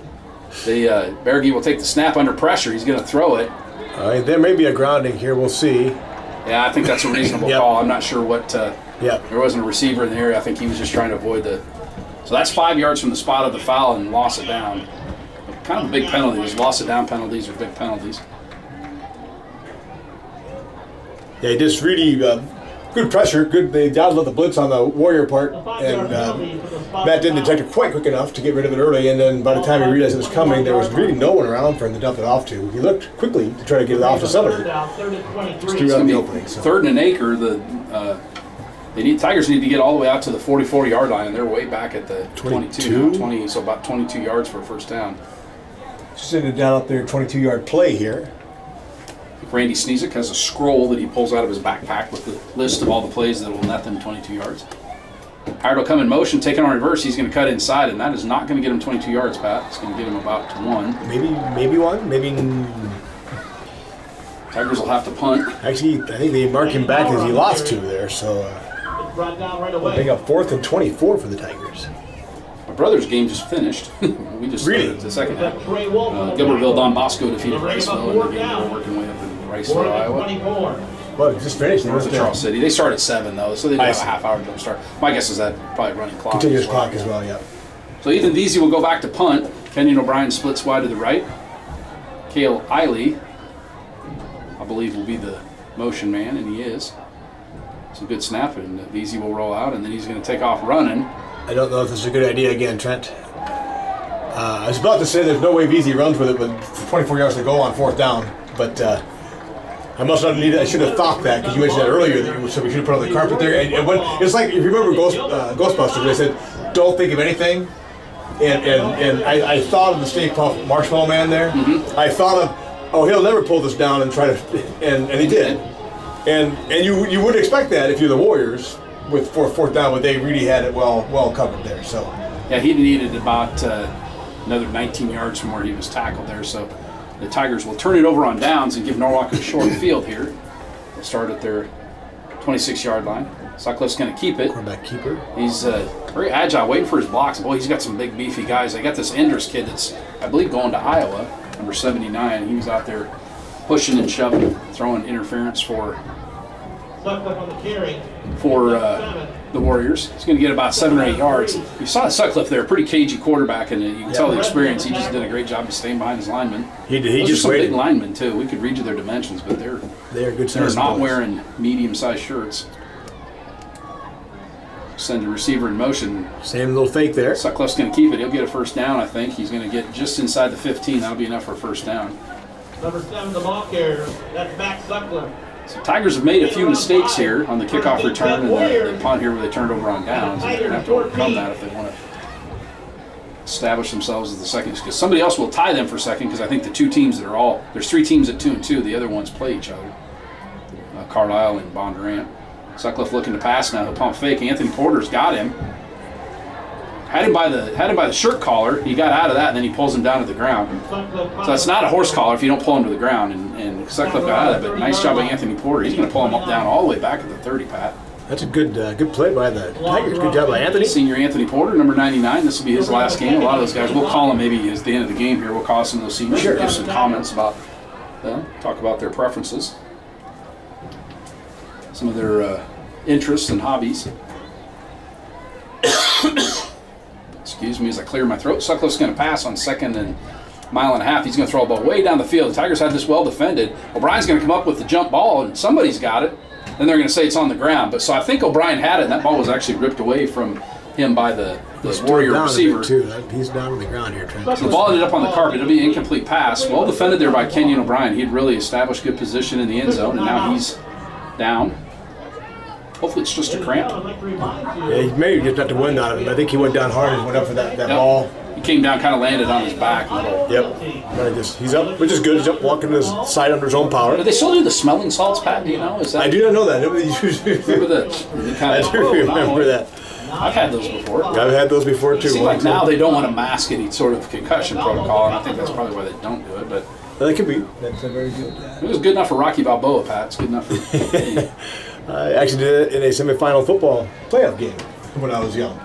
Took a shot from the back, went down hard, and little smell like salts kind of waking me back up again. Make sure life was good. Ammonia smell brought you back to your senses. It did. So Sutcliffe's going to try to pass again under pressure. He's got a lot of Tigers pursuing him. There's going to be a flag down. I think we're going to have holding. Ball's going to be knocked loose. It'll be an incomplete pass at the 10. But I think one of the Warriors grabbed one of the Tigers, and I saw it. And they showed that was the call, holding on the Warriors. So that's going to push it back another 10 yards. It's a spot foul. Now the Tigers at 3rd and 25. They might just decline this, and that's probably what they're going to do. Make it be 4th and 25. 4th down here. I think that's a good call. Because you'd be. I'm with you. I think I declined this. They're probably not going to get a field goal from there. It'd be a 47-yard field goal, although their kicker looked pretty good on the extra points. This is kind of a. But I think they'll go for it from here from 4th to 25. I don't think either way would be an unreasonable thing to do here. You lose the down. Correct. They're going to decline that. I think I declined it. It's an illegal forward pass, too, so there's 2 penalties. Well, I saw him come across the line of scrimmage. He passed the line of scrimmage before he threw. Now, that's a loss of down, so it will be 4th down no matter what. And so they'll take that one. They'll take 5 yards from where he crossed the line of scrimmage. So okay. That's good call by the far official out there. He was watching. Sutcliffe had looked like he was going to run and threw it, but he'd already crossed the line of scrimmage. Yep. But he did throw it. Can't do that. Yep, can't do that. He can't. So the big call in the game last week, the Norwalk-Ballard game, where there was two forward passes. And it should have been a loss of down, and it wasn't ruled that way, and it gave Norwalk a chance, and they converted a 2-point conversion. As a result, that's kind of a big deal. The Bombers are not happy about that. I don't blame them. I don't blame them at all either. That seems like the. So the short snap for the punt here. Boy, that was just a quick snap, and it's going to bounce and go into the end zone. The Warriors got it. That was really close to being down inside the 1. Good coverage by the Warriors, but Tigers are going to have the ball 1st and 10 at the 20-yard line. This game is tied at 14. The clock is still running. I think the clock's supposed to stop on that. It should. Yeah, it's down to 7 minutes left. I'm not sure why the clock is running. I'm not sure if that's good or bad for Gilbert. And the Whitehead has not noticed the clock is still running. Actually, he is now. Now he's waving feverishly, trying to stop the clock. About 20 seconds. Yeah, that was a lot of time off the clock. I don't know that it's an advantage to either team. We'll see what happens at the end of the game. But marked this at the 6:45 mark. Because that was definitely 25, almost 30 seconds, Trent. So the pitch out to VZ left side. He's going to break outside. Boy, he really had one guy to beat. Couldn't get around the corner.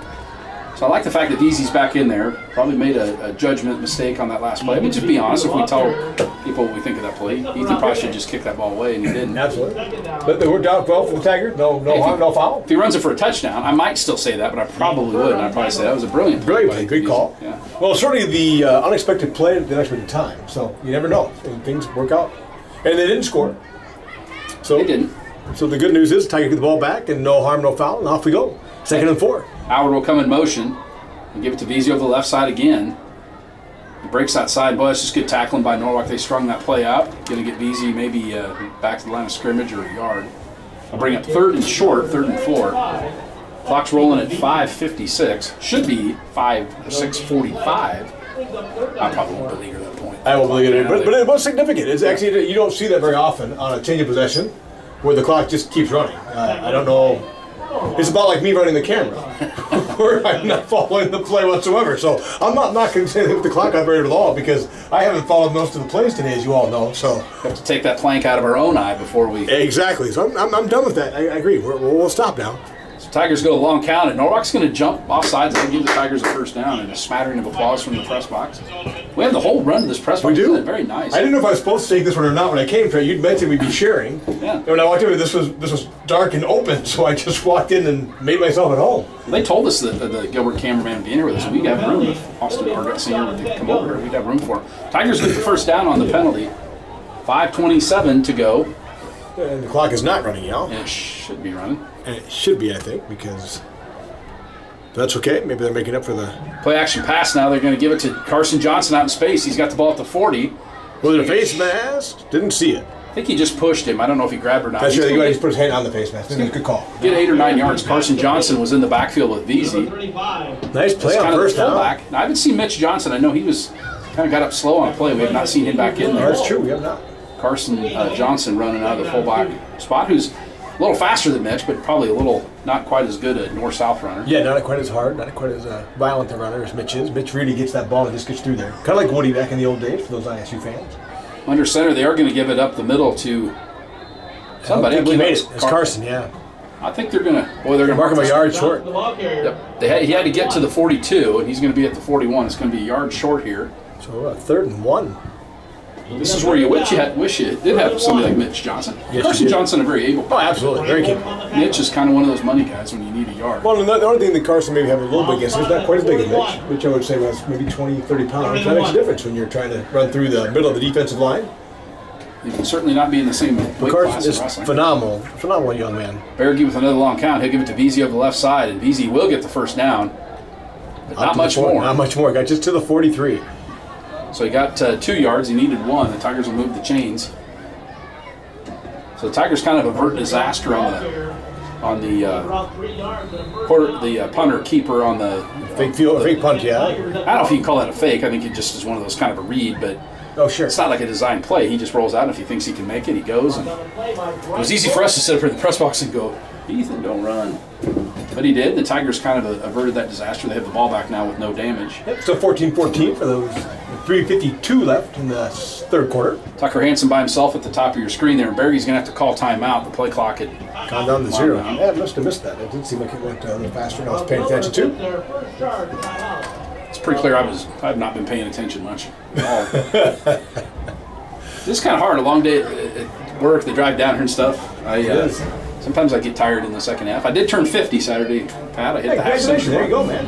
So the Becker twins. Welcome to the club. There you are. Oh, I've never felt better. Pretty good. Yeah, I was a little bit late tonight, I must admit, Trent. I have a young man who used to work for me. One of those amazing young men named Joshua Stewartson. Came to work with me many years ago. He went to the University of Washington, and he paid his way through school with his own Covenant Design company.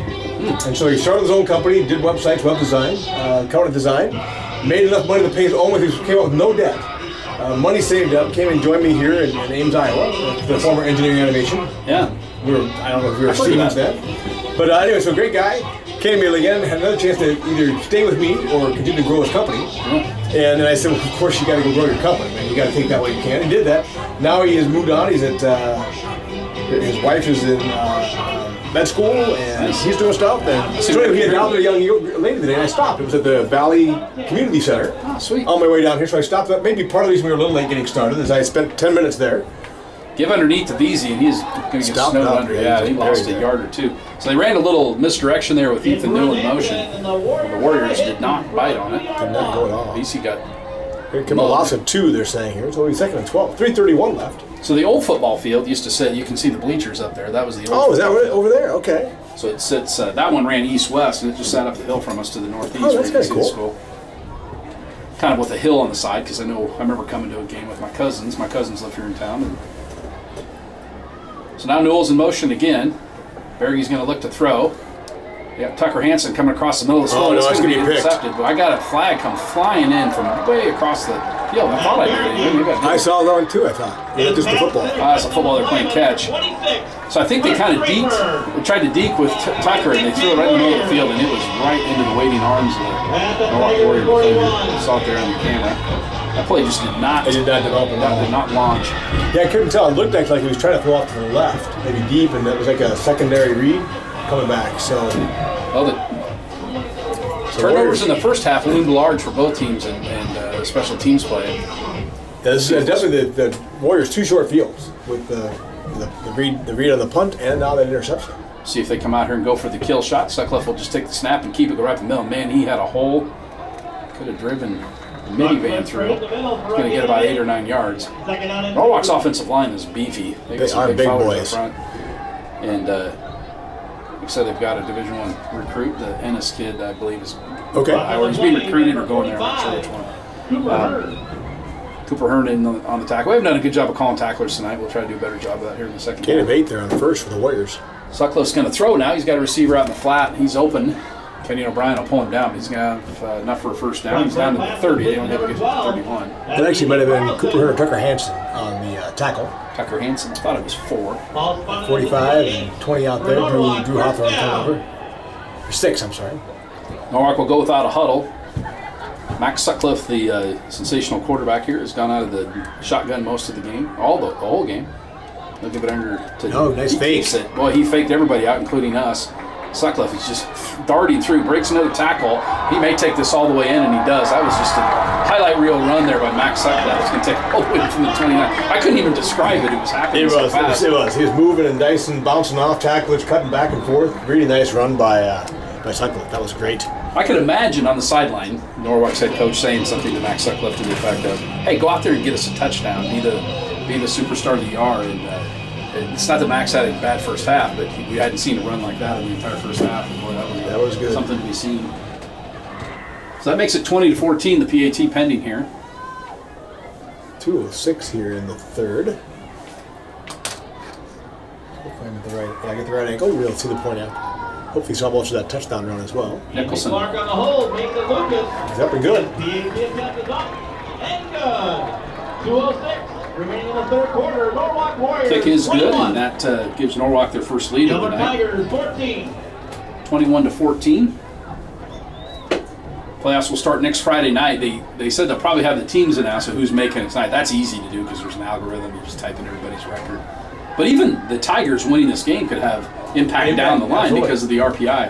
Yep. And I kind of like it. I'm not, I'm not real smart, so big numbers are kind of frightening. But I think there's probably a lot more fairness. The only thing I could see come out of this is if you got a team that makes it that's kind of from an isolated part of the state, they may have a long road trip. That would be the only negative I can see of it. But it's ultimately, fair. It based on your opponent's records, and your opponent's records. It's like record percentage index, I think. Your record counts for 37.5. Your first opponent, your head-to-heads, count as 37.5. Those people's record, and then the opponent, like Trent said, is 25%. So your own record counts a little over a third. The record of the people you played counts about a third, 37.5. And then 25% is the opponent's opponent. So 2 down the road. Right. So the Tigers winning or losing this game could impact teams like Greene County. Absolutely. I know it would be a team that's kind of beyond the bubble. Kick is going to bounce at about the 5, and Tucker Hansen will scoop it up there. He's going to go to his left this time. He's got some room to run. He breaks through. I don't know if anybody's going to catch him. 50, 45. He cuts back. He's still on his feet. 35, 30. Now he's got some blockers. I think Tucker Hansen's going to take this one all the way, Pat. 15, 10, 5. Touchdown. There was a block by a Gilbert Tiger when I'm looking under the flag. We didn't get it. And they're going to get a 15-yard penalty on top of it for the argument.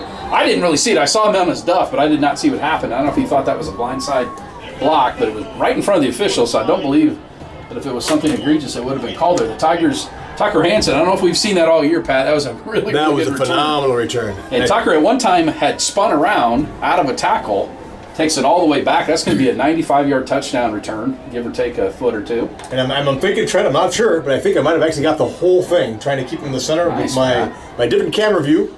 Pat's peaking in week 9. Peeking in, We're in our stride. in the third quarter of week 9. I might have actually followed the play. Minute 49 to play here in the third quarter. Tigers score on the kickoff return. Huge play right there. So Tigers answer. Koenig will take the PAT right up the Oh my gosh, that would have been good from 40. So I'm assuming the Tigers will take that 15-yard penalty on the kickoff. You had the choice in high school football. You could take it on the try, which would be half the distance to the goal, or you take it on the kickoff. So that's a big penalty because we'll be kicking off from the Norwalk side of the field. 21-21 now with 1:49 left in the third quarter. Huge return. Norwalk had all the momentum. Had scored, as Trent said, the last 14 points in the first half. First 7 points of the second half after a zone read on a punt play and an interception and so on. Look, Gilbert could have laid down. Nice return right there. Just flip it back around. Tucker Hanson, good open field speed. The Tigers are going to kick off inside Norwalk territory after the 15-yard. Wow, kicking off at the 45. The young man who got hit on the back said some things to the official that he didn't like, complaining. Like I said, I don't know what happened. I'm not gonna say, but you can't talk to an official like that. But he was pretty demonstrative in his disputing of the call. But I think I saw it was just mostly a big hit. Yeah. And probably late in the system. I mean, he was still alive. It was not a cruel hit, not a mean hit. But I think it's just one of those where Tucker was going to score, and the block came, and I think the young man just thought, whoa, there was no need for that block. And it really wasn't a kind of a light you up type block either. So it wouldn't be a bad time to try an onside kick. Absolutely not a bad idea. He's just going to get it out of the end zone, so there will be no return here. It's going to be kick and hit the 25-second play clock, so Matt Koenig gets a touchback. He's had a few of those this year, not a lot, but a few. And the Warriors will take over 1st and 10 at the 20-yard line on the Tucker Hanson 95-yard touchdown. Danny Jones called that the whole enchilada on that. That's not how I described it, but Danny Jones would have described it that way. Danny Jones would be fun to have up here. He would be. What a great guy. Oh, my gosh. I'm so looking forward to soccer because we talk about calling games this winter with volleyball and wrestling and basketball. I really enjoy calling soccer games because I got to talk a lot, and I like to talk, as you know, Trent. So. I'm aware of this. So Warriors will send 3 wide receivers right, Sutcliffe in shotgun. He was kind of the star of the last drive. He's going to keep it on this one. The Tigers had it for a minute. In the background, backfield, but he just slipped out of it. I think Anthony Porter was right there, and Meskin's going to bring him to the ground. Got about 4 yards there, but boy, Tigers had that well read. He is a good quarterback. Stepped up inside, stepped away from the pressure on the inside, and was able to get 4 out of nothing. Just makes good decisions. Almost 5 out of nothing. Generally does the right thing. It's going to bring up 2nd and 6. Same formation, 3 wide receivers to the top of the screen. Sutcliffe will take the snap, looking to throw. Pump fake, throws it down the field, and one hops the receiver at about the 35-yard line. I can't tell who it was. I just can't read the numbers. I apologize, folks. The Warriors have some snazzy uniforms. I like their uniforms. It's not bad, but I just can't read the numbers very well. A little tough to read. Well, they're the same color as the jersey, and they're just outlined in a... So if there's any wrinkle at all, it's really hard to see them. The Tigers, I got no excuse. It's good to see Mitch Johnson back in there at linebacker. Yeah, him and Cooper Hearn is as good a tandem of linebackers as we've had. They are doing very, very well. 3rd and 6, Sutcliffe will look to throw again. He's going to throw it out in the right flat. It's going to be caught enough for a first down at about the 28. He needed to get to the 32. Hanson on the coverage. Wasn't bad coverage, but they just gave him enough of a seam where he was able to zip it in there. And Sutcliffe, pretty accurate passer. Yeah, right on the money there. Nice pattern by the receiver. Good coverage. Hanson out there, Hearn coming out there as well. So really 2 guys in the area, but nice pass. Sutcliffe will just take the snap. Well, it looked like their running back kind of got a running start of that play. They didn't call it. It's going to get out to the 35. My eyes made it deceive me. It looked like the running back had taken 2 steps, and he was the lead blocker. He would have had an advantage. Nice tackle by Cooper Hearn, though, stepping inside there, keeping it just to a 3-yard gain. Hearn and Mitch Johnson at linebacker, Caden Meskin at down lineman with Gilda House, Porter, and Jacob Teresi, I think, is also out there on defense. Sutcliffe will take the snap. He'll give it to Nicholson this time over the right side. He'll cut it back up. He's going to get close to a first down. Just short at the 41. That could be the last play of the quarter. We'll see. About 27. We'll see when they wind the clock.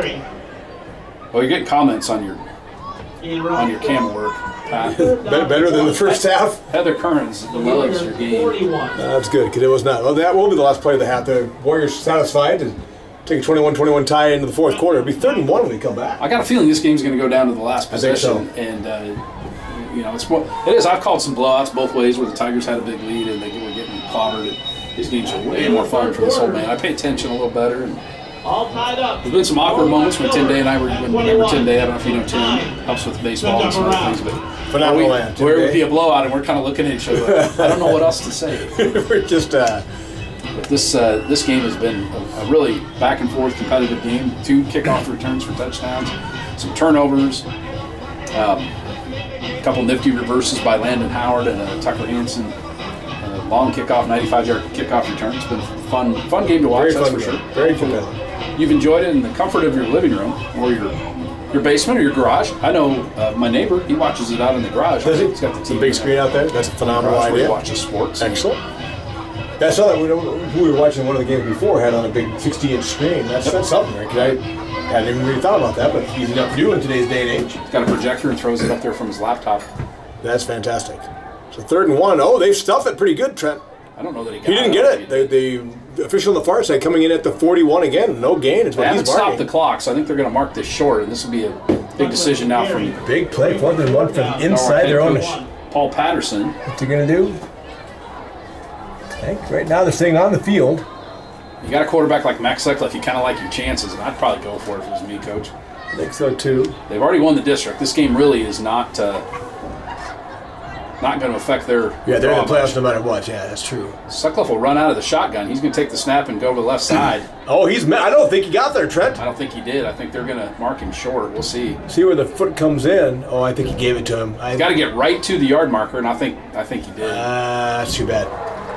Not going to argue with the officiating, but I thought they'd be able to do a nice job there. Boy, they met him right there. Nice job. Nice play by Sutcliffe. Nice play by the defense. Spots are so They are so tough. and they're tough. And if you've ever officiated football, and I've done it a lot, Yes, absolutely, very and hard. I don't work the wing lot, but when you do, you know, plays like that, and the official did that right. You run Yep. in and try to find a reference point on the ground, and they're going to give them the first down. So that'll move the chains. It'll be 1st and 10. Ball's at the 42. Clock's rolling. 11:15 to play in the game. All knotted at 21. Sutcliffe is facing pressure. Meskin's chasing him. He's getting help here from Mitch Johnson. He's going to get the ball away, but he ends up on his duff. And I think it was Nice play by O'Brien. Good coverage out there. That's number 11 for the Warriors. caught out in the flat, but it's only going to net about a 2-yard gain. I couldn't tell the looking through the players standing on the sidelines. I wasn't sure if they gave him that catch or not. They did. They did, yep. Nice coverage by O'Brien. Stayed with the receiver in the scramble like that. Tough as a defensive back. Nice job sticking with it. Cade Meskin providing good pressure with Mitch Johnson. Will bring up 2nd and 8. Sutcliffe's going to drop straight back and throw. Not as much pressure this time. Throws it across the middle. He's got a receiver open. Ball's loose. Well, it was loose, and then he pulled it right back in. We'll see if. Oh, they went incomplete, but Kildenhouse is trying to call for it. No, I think he caught had it, control. lost it, and got it back. But Yep. that ball squirted out and was gathered right back in. Was that Hearn on the tackle? I couldn't tell who grabbed him right away. Nice coverage in the play again. Good job by Sutcliffe to find a receiver coming across the middle, like a 5th option, I think, for him. 3rd and 2 now. Ball is sitting right at midfield. Big play here. Nice to take a yard loss here, make him have to punt the ball.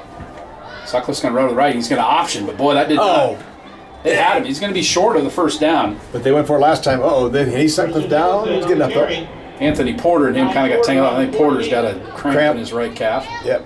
which is funny. I've had 2 cramps in my right calf just standing here. I was a middle-aged man, a 50-year-old man. There you go. So they didn't mark him a yard short, Trent. We have 4th and 1 again. They went for it last time with Sutcliffe on that 4th and 1 with the shotgun snap. They have not. I don't think they've ran under center once tonight, and so when you need 1 yard, you know, usually you go under center and you kind of do the bulldozer play. And I don't know that Norwalk ever runs. Well, they did that one play before in the 3rd and 1. They did the under center and we stuffed them up. So I think you're right. I don't think they do it very often at all. And certainly with a quarterback like Sutcliffe, you put him back there and let him just pick a channel, right, and go get the yard. Pretty good. He's a big boy too, so he's got plenty of mass. 190 pounds, I think, 5'11", 6 foot, 190 pounds. Anthony Porter looks like he's all right. He's going to trot off the field, and the Tigers will come back out and pin their ears back again, try to stuff the Warriors. Now, Porter will have to sit on a play, I think, or does the time, because they didn't call a timeout. I think it was just an injury timeout. Yep, so he'll have to go off the sideline. Porter's looking like he wants to stay in, but you do have to go out for at least one play. They stop the clock for you. Steenhook is in for him. The crowd is doing the YMCA dance. Fourth and 1, big play. Yeah, 4th and 1 here. They're going to run out of the same shotgun formation. They'll still send 3 receivers to the left. Tigers are going to put 7, 8 guys right here in the box. Sutcliffe will take the snap.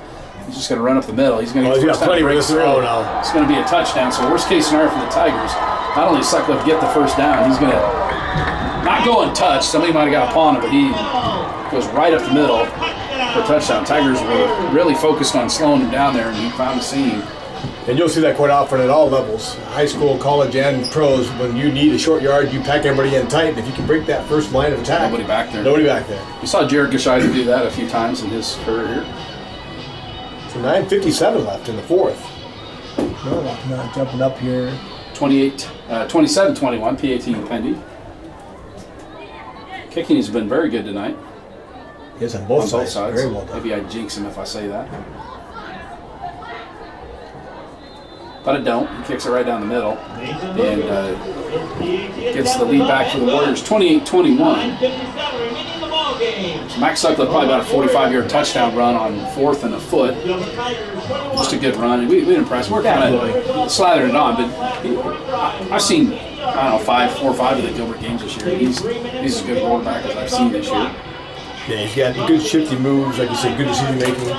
Lays back there, lets his blocker set up. Does a really nice job. Good arm. But finally, receiver, very patient. 2 good senior quarterbacks here tonight. Matt Berge's also had a good game. We've sure enjoyed watching him. He's going to. We talk about some of the Tiger seniors. You got Berge and Landon Howard that are playing their last game tonight. Kenyon O'Brien, a defensive back, number 4. It's also his last game. Grant Gardner, a senior, one of my favorite kids. He went out of his way to give me a fist bump tonight. Matt Koenig, our kicker, he'll be big shoes to fill. That will be. Jack Anderson, we saw him a lot earlier in the year at wide receiver. He hasn't played as much here in the second half. Not as much in the second half. Landon Howard, we've said one of the best wide receivers, and you put him up against guys like Wyatt Rhodes and Dax Hatfield. A lot of good receivers. We have over the years. I'd take Landon Howard any day on my team. Good kid. Good young man. Howard, you got Austin Nelson. Yep, Austin Nelson. Mitch Johnson, we talked about him last night. Before, Cole Steenhook. The Steenhook, the Steenhook brothers. Cole does a great job. Max Smalley's been hurt a lot. I saw him tonight too. He's not even in uniform. He hurt his hand earlier this year. Shoot. And Jacob Gildehouse. Yep. Old Gildy. Anthony Porter rounds out the seniors. I may have missed one. I'll look at the list here again to make sure I didn't miss them. But so Norwalk's going to kick off from the far hash this time. They're going to kick it high and deep, and Carson Johnson will catch it at about the 4-yard line. Return is left, so he's running a long ways. And boy, the Norwalk just completely broke the Tigers' return, and I think they're going to get a penalty on top of it. Yeah, it's too bad for Carson. The return was left, as Trent said, and the kick was right.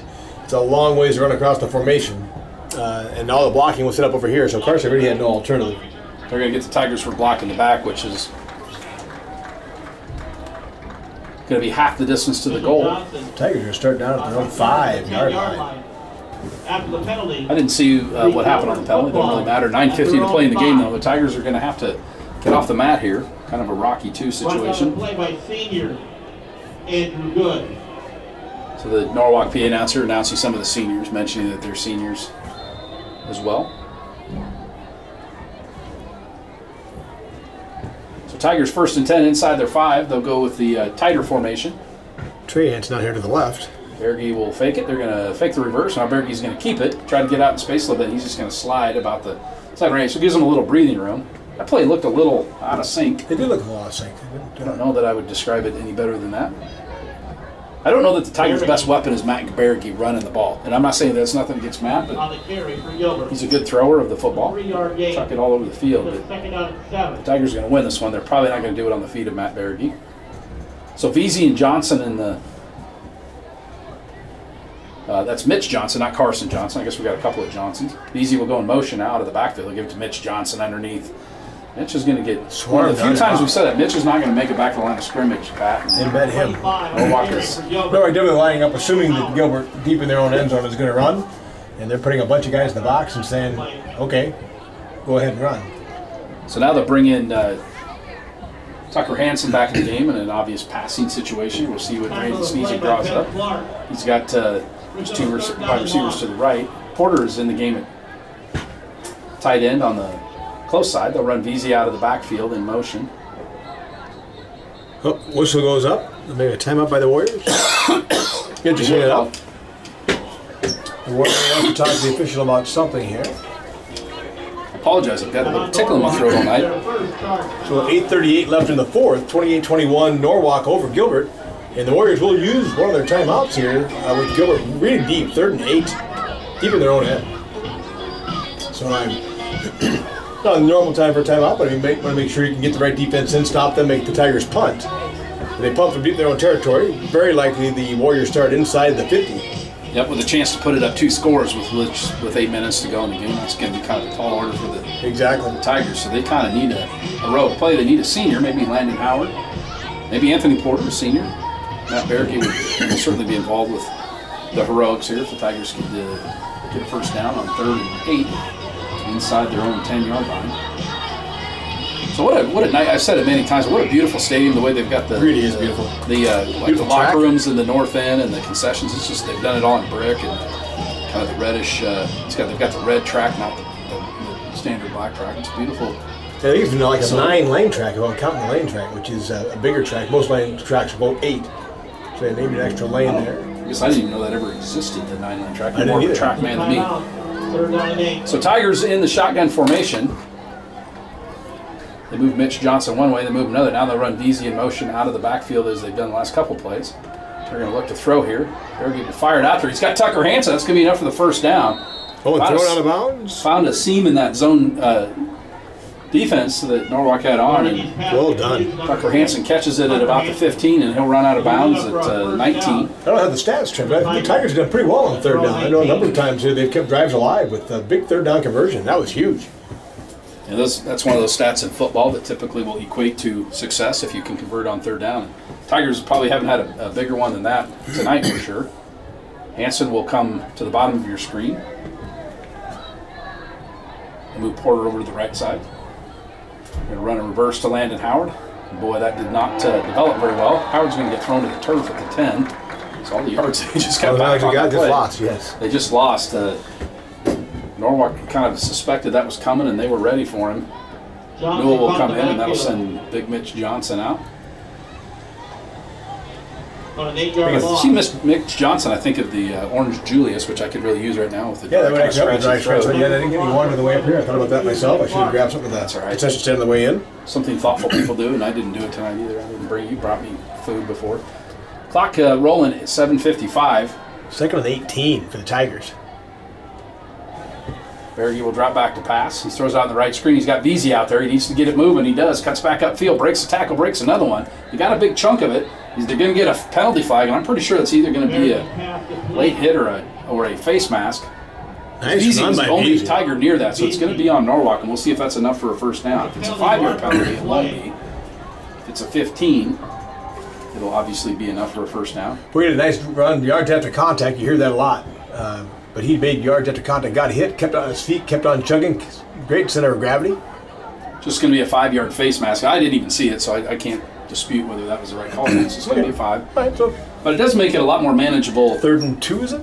3rd and 2. Yeah, that's actually very good. Nice. And the Tigers get a replay of the down. It's only going to be 2nd and 2. That's true. Because there's a kind of very weird situation in high school football where this is actually replaying the down. Even though you get the benefit of both the play and the penalty. That is very good. So yeah, 2nd and 1 is a great place to be in, actually. Berge will take the shotgun snap. He'll give it underneath to VZ. VZ spins out of a tackle. Well, he's going to be close to the first down. We'll see if they get it. I'm going to mark him a little short. Yep, marking it short from where I can tell by the official coming in. So probably a good spot there. Tigers will have 3rd and about 1 still.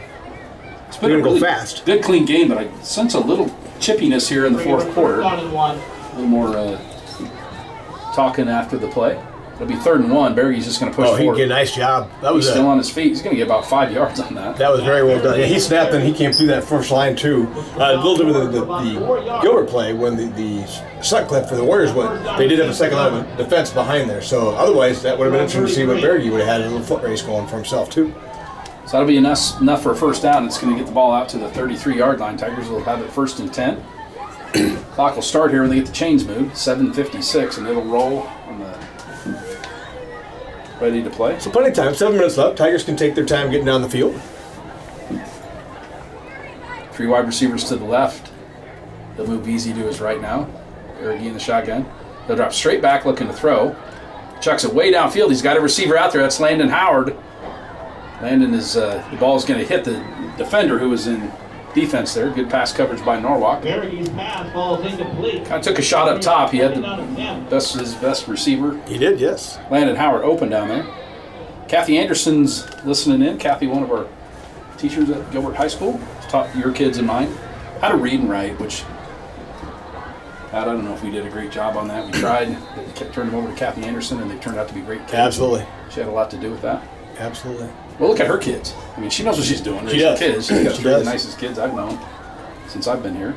And we always say nice thing that Trent on the staff, but the staff and teaching staff, everybody else at the Gilbert School is just phenomenal. Yeah. What a great place to live and a great place to be. Berge will take the shotgun snap. They're going to throw a screen pass to Veazey in the middle, and they've got this set up well, Pat. 5, 10, 15, 20 yards. Veazey's still on his feet. Boy, that was a well-designed play, and then the ball squirts out, and I think the Warriors got it. They're digging in there for somebody, and Norwalk's going to come out of it. So Veazey gets the first down. Unless they said he was down, this is going to be Norwalk's ball, and they're not. I thought they might too. They're talking about it briefly. And Warriors recover. So that was, they were digging in the stack, and the guy that actually had the ball was way out of the stack. I don't know if he was down. I had no idea, but that was a very well-designed play. It got the Tigers a first down. absolutely, did everything he wanted out to the almost the midfield. But big play, you mentioned that earlier. Turnovers and Huge in this game. huge in this game, and that is a huge one. Tigers moving down the field, 6:25 left, down 7, looking pretty good there with that play. But now they got to stop the Warriors. Keep this to 1 score to have a chance coming in. 6:25 to go. The clock will stop on the change of possession. Sutcliffe is just going to pump it, deep. come up. He's throwing it up top. This is well defended by Tucker Hansen. Well, that's where, again, Norwalk wide receiver had to kind of turn into defensive back because Tucker Hansen had great position on that. Yeah, Sutcliffe, nice little fake there. Sutcliffe has been running the ball, so they try to take advantage of that, where Sutcliffe kind of bowed in the line like he was going to run. Try Step to back. suck the defensive backs in. Nice job by the backs, staying at home. Bust off their pass coverage, and they don't do it. So Tigers given about 8 or 9 yards on the wide receivers out here. We'll see if maybe they take advantage of that. They'll throw it down the middle. It's going to be dropped. It was caught and then dropped at the 43-yard line by the Norwalk receiver. I apologize. I can't read the number. I think that was number 10. I think it's number 10. You are right. It's number 10 from the Trace Montoya. And good call on that. The Tigers giving a big cushion, and Norwalk did try to take advantage of that, but couldn't hit. So it'll be 3rd and 10 from the Tiger 49-yard line. Clock stopped with the incomplete pass at 6:15 to go in the game. Tigers trail by a touchdown. They got to get the ball back here. Senior Max Sutcliffe under pressure. Steps up in the pocket. The ball is tipped and goes. So that worked out well for Norwalk because that ball could have been very easily intercepted. I see a penalty flag thrown at about the 45. That's usually thrown in the area of either an ineligible receiver downfield. It was kind of away from the line of scrimmage. We'll see what the call is here. It's either going to be maybe thrown in holding, but it wasn't really thrown in ineligible receiver. Good call, Trent. So that is... Tigers declare that lost down 12. If not, the Tigers will decline that. They do decline it, so it'll be 4th and 10 for the Warriors from the Tiger 49, and they have sent their punting team onto the field. So good news for the Tigers, even with that fumble. They'll get the ball back with about 6:09 left right now, so about 6 left. Now, my wife just called me. I think she knows I'm here at this game. I think I told her I was going here, so hopefully everything's okay. I just texted her that I'm still on the air. See what she answered. Though she said okay. She probably thought we were done. I told her we'd probably be done at 9:30 or so. But I told her I was with you, so she said you stay out as late as you want. There you go. So here's going to be punt. a pooch punt. They're not going to give Hansen to kick it really high. He's going to fair catch it at the 15-yard line. Where the Tigers are going to have a tall task. They got to go 85 yards in 6 minutes. Very capable team of doing this. Plenty of time, yep. They had to burn one of their timeouts real early in the second half, so they're going to have 2 timeouts. I don't know that the timeouts is going to be the issue because they do have enough time to take it that They do. far. 6 minutes is quite a bit of time, but 85 yards is probably maybe the bigger, as you're noting there. I think that's the tough thing. Got to be able to move that ball. Although they were moving it before, so we'll see if they can mix it up again. They did lose about 35 yards on the fumble. So they'll start back here in the 15 where they started before. We'll watch them move down the field. Landon Howard, you keep an eye on him. He's at the bottom of your screen. They're going to turn and give it to Veazey over to the left side. He's going to cut back. And boy, Norwalk has really stiffened up their run defense here in the second half. Easy. No room to get the sled going. He's going to maybe get a yard, half a yard. Now the clock has been stopped for... So, Norwalk, that's actually our guy. Is it Carson Johnson or is it Veazey? Veazey. They'll bring in Aiden Carr. We've not seen Aiden much tonight. Veazey has been kind of the... Veazey kind of holding his neck there. If he got bent over. Hope but he's boy, okay. He was greeted by about 4 or 5 Warriors that kind of snowed him under. Veazey will trot off to the sideline, get some medical attention. The young man is okay. Veazey working really hard there for the Tigers this year. I think they're giving him his flu shot while he's over there too, since he's already over getting medical. Might as well. His flu shot. 5:42 to play. Berge will roll right, looking to throw. There's a flag going to come in. It's going to be holding. Porter's going to catch the ball. Nice pass. Get thwarted at about the 24. They're going to call the Tigers for holding, I'm almost sure. That's too bad. That was a nice gain. Nice get him 8. Would have been 3rd and 1 for the Tigers, but with that flag, sure the Warriors should take it. Ethan Bedrick on the tackle. Difference would be 3rd and about a yard. It's going to be 2nd and 18 or 19 yards. Yeah. We'll see where they... It's going to be half a spot distance. foul, isn't it? Half distance from a spot. Half the distance to the goal line. So Tigers being like they're 6, I think, is where they're kind of 5.5. So we're at the 5-yard line. It's been a really, really good high school football game and a fun game to call. The Tigers have kind of put themselves behind the 8 ball here. They trail by a touchdown. 5:30 to go in the game. 2nd and 20 right now. Mitch Johnson hustling off the field. He's out on a substitution. They've got 3 wide receivers to the right, 1 to the left. Howard is at the bottom of the screen. Berge's looking to throw. He looks right, steps up in the pocket, thrown out of his own end zone. He's got a receiver out there, Newell, but he overthrows him. Newell was actually in double coverage, but... Matt Berge, his pass is incomplete. So Berge throwing to Newell. That's going to bring up 3rd and 20. Well, I'd say the distance from They'll bring him a 3rd down at 20. my house to Randy Sneezik's back porch. 3rd and 20. 5 minutes left, so there is, if the Tigers don't get it, they have a chance to punt it, stop it again, and get the ball back. But you'd like to... They're kind of running out of bullets in the They are. in the We're a little low on that. gun, and really like to kind of keep this drive going here. Obviously, 3rd and 20. They'll send Newell in motion right in front of him. Take the snap, steps up in the pocket, throws it down the field. He's got a receiver out there. Just overthrew him a little bit. That was Drew Hawthorne, I think. Hawthorne, Yeah. 23. And Drew Hawthorne out there. Yep, that is Drew. Drew, just an 11th grader, not one of our seniors. The Tigers will, as you said, kick it away. I mean, if you go here and don't get it, you've pretty much given Norwalk a chance to exactly. You got to punt this. short field where they could kick a field goal easily, make it a 2-score game. So 5:08 in the pass stops the clock for the Tigers without any timeout there. We'll see who comes out to punt because Veazey was hurt, and he's kind of their rugby rollout kicker. We'll see who goes back to kick. It is going to be Ethan Veazey. He's back in there. We're glad to see that. I'm glad to see that. Absolutely. Absolutely. So we'll see what Veazey does here with the rugby style punt. Where it'll end up at. If he takes off running, I'll probably turn around and not watch, Pat. You'll have to go. I go commit the call my own. Veazey Coming after him. Nice cut. Nice punt. Absolutely booms. It's going to be all the way back at midfield. The Tigers have a chance to get some field position. Nice move. Almost kind of outkicked his coverage. The Tigers are going to get him, but the 45 breaks loose.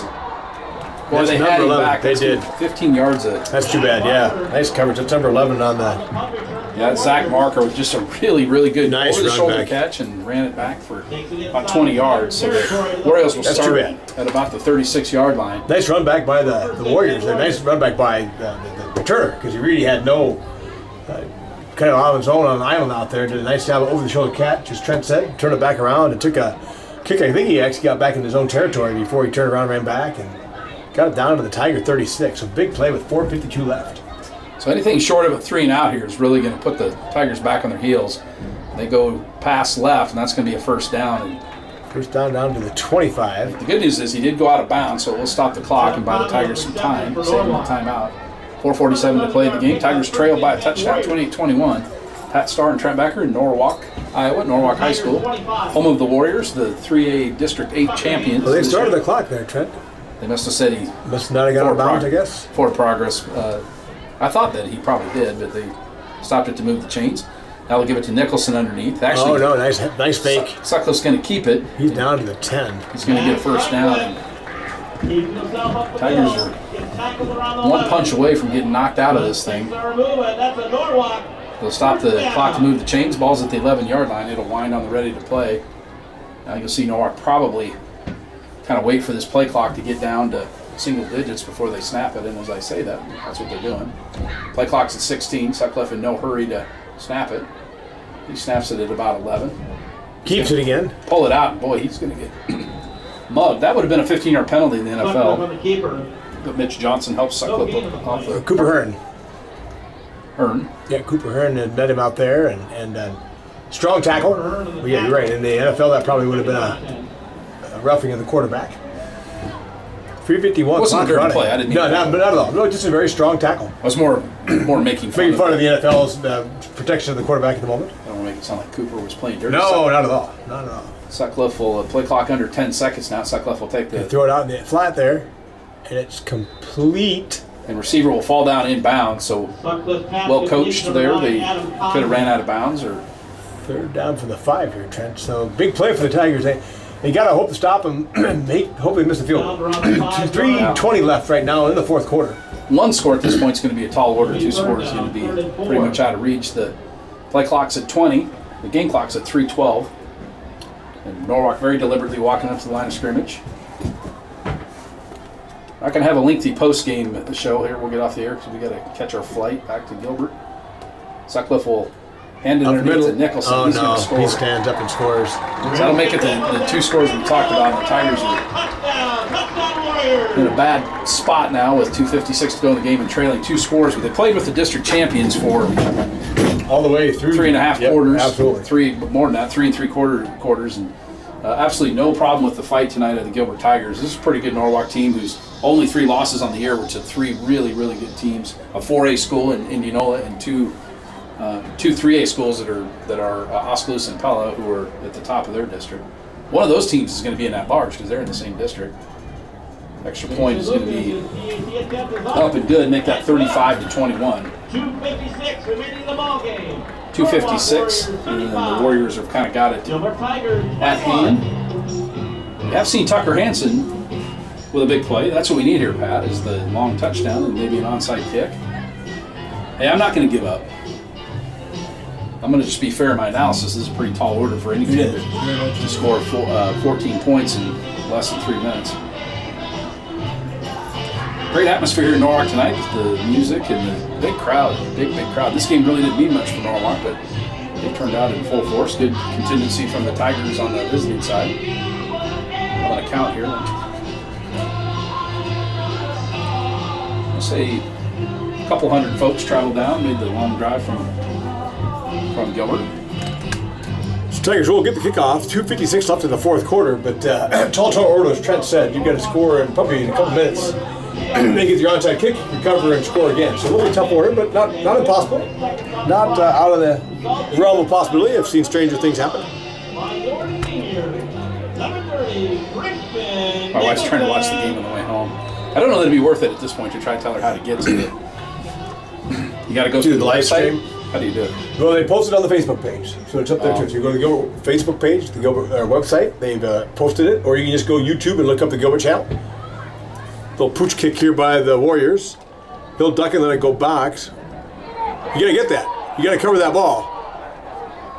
Ball's on the ground. Looks like the Tigers are going to get it inside the 5. Free kick. It's anybody's ball. The Tigers are going to have it, but now they got a.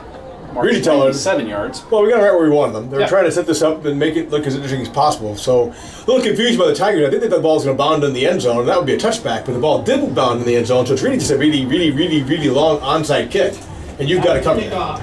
So, a little confusion. High school football, it goes in the end zone, it's immediately dead. The ball's dead on a free kick. You don't have to return it out of the end zone, but the Tigers are going to have to go 96 yards. They've got 4 wide receivers in there, and Matt Berge will be chucking it. I think the Tigers are going to take a knee here and go ahead and they throw it out to the right side. They've got Landon Howard. He'll go out of bounds at about the 12-13 yard line. Gets a first down. Berge's pass complete, number 25. Stop the clock at 2:51. So the Tigers just had a couple of mistakes tonight they couldn't quite overcome. A couple of fumbles. They were driving and had a fumble at midfield. That's a big play here, and I'm not saying that to Don Marlin, the young man that fumbled, but big play when the Tigers were driving. 2:51. Howard went out of bounds. The clock is stopped, so the Tigers can take as much time as they want here. Three wide receivers left. It looks like Berry's going to throw it over there. He gets it to Ethan Newell. Ethan's going to be tackled in bounds. Good defensive play there. I think he had the first down, so stop the clock is good. Had to get to the 15, and that's right where they're going to spot him. The clock will start again as soon as they set the change, but 2:46 left in the fourth quarter. 2:43, 2:42, clock rolling. Big hit there by the Warrior defense on that. Berge looking to throw again. He pump fakes, hits Newell just outside the 20. That one might have hurt him a little bit because he's inbounds. Clock is running with 2:28 left now.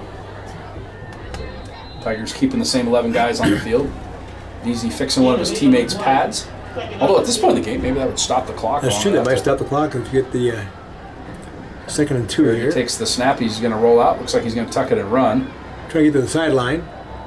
Just goes down at about the 27-28. Good job. Got the first down. Slid. Stops the clock. Knew he had a clock stop with the first down. He just elects to slide. I don't know if he'd have made it to the sideline. You don't want to risk getting hurt there. So White Hats roll the clock here. They'll snap this with right around 2 minutes to play in the game. Berge will drop straight back, steps up in the pocket, chucks it over the right side. He's got a receiver out there, Tucker Hansen, but he was hit right when he... Good defense there. Good defense by the Warriors. Just stop the clock. So 1:55 left. And we want to thank the foundation. Bought us some new equipment this year. The athletic boosters are paying for the data card and everything. We can do this. We've had a pretty good season of high school football. We've managed to get all 9 games on the air. That didn't happen in the last couple of years. We've had nights where the internet went out. Yep. So we want to thank all those people that made this possible. And Troy Stout has pitched a lot of games. He is phenomenal. Congrats and thank you to Troy. Great stuff. Yeah, Troy online trying to work me through what he'd already taught me through before. So. Throw a middle screen here to Landon Howard. He gets some blocks. He's going to try to get around the outside. He does. He's going to cut back in. Still on his feet. Gets close to midfield. The clock will stop when they move the chains at 1:43. So Howard could have ran out of bounds, but I think what he's saying is we need touchdowns here. He tried to cut back and make something happen. Gets it out to the 48-yard line where the clock will now roll and ready to play. 1:40 to go in the game. Berge drops straight back, looks to throw over the right side. He's got Landon Howard out there. We have to call a timeout here, I think. Bulldozed, and yeah, the Tigers are going to call a timeout. So Howard, he's not going to go down without swinging here. And Howard, Landon Howard, like I said, one of the most exciting wide receivers we've had in my time in coverage here. And I feel like I'm qualified to make that. I'm not just making superlatives. Landon Howard is as good a receiver as we've had here. And if it not been for some injuries, probably we would have had better numbers. Started as a sophomore. You saw a lot of him and Keegan Sturdy. Keegan has moved with his dad. Oh, you think if you had Keegan Sturdy on the team, we've got some good receivers. We do. Keegan Sturdy would be a very good running option. He runs the ball out of the slot a lot for his new team. I've watched some of his plays on Huddle. Sure. And he's had an unbelievably good senior year. And you think when we've seen a lot of double coverage on Landon Howard this year. Keegan Sturdy certainly would have helped with that, and we wish him well. I think his team is doing well. DeSoto, is it DeSoto, Missouri, or Kansas? It's one. It's a Ole, Kansas. I think it's Kansas. I think, yeah, you're right. Where his dad coaches it. I think it's Mid-American Nazarene. Does that sound right? That sounds right to me too. Yes. Todd Sturdy, who was the offensive coordinator briefly here and coached wide receivers. He was head coach at St. Ambrose University for a while. He's been at University of Northern Iowa. Minute and a half to play in the game. Clock starts on the snap. Berge is throwing a middle screen to Veazey. Veazey will catch it. He's going to have a first down. Spins out of a tackle, and Norwalk will gang tackle and try to strip the ball out. They did, but they are saying he's down. They'd blown it dead on forward progress. Which I think is about right. I was surprised I didn't hear a whistle a little earlier than that. Veazey was really not trying to push any farther. Kind of tough because you don't want him to break free from that and you'd blow it dead, but you also don't want that kind of situation to happen too. So 1:21 left. Tigers trail by 2 touchdowns, frantically trying to get one. Berge will roll left. He's going to throw downfield. He's got Ethan Newell down there and just overthrows him. Newell was well covered, but good pass, long pass by Berge. Berge kind of a desperation heave there. He had Newell open briefly, but he did. And actually, he did try to do that little push, little go deep, Ethan, and Ethan did. Might as well. Shorter route, about a 20-yard route, and as Berge rolled out, he tried to get Newell to do it. Newell made a break for it. Berge just a little bit too much mustard on that ball. That was a lovely, tight spiral going into the end zone. Like Ethan Newell just kept running to the concession stand. Got some nachos, I think. Nachos for the bus ride home. Minute 9 to play in the game. 2nd and 10. Ball's at the 41. Tigers trying to mount a miraculous comeback here. A couple of play action passes. Berge will step up and throw the ball across the middle of the field.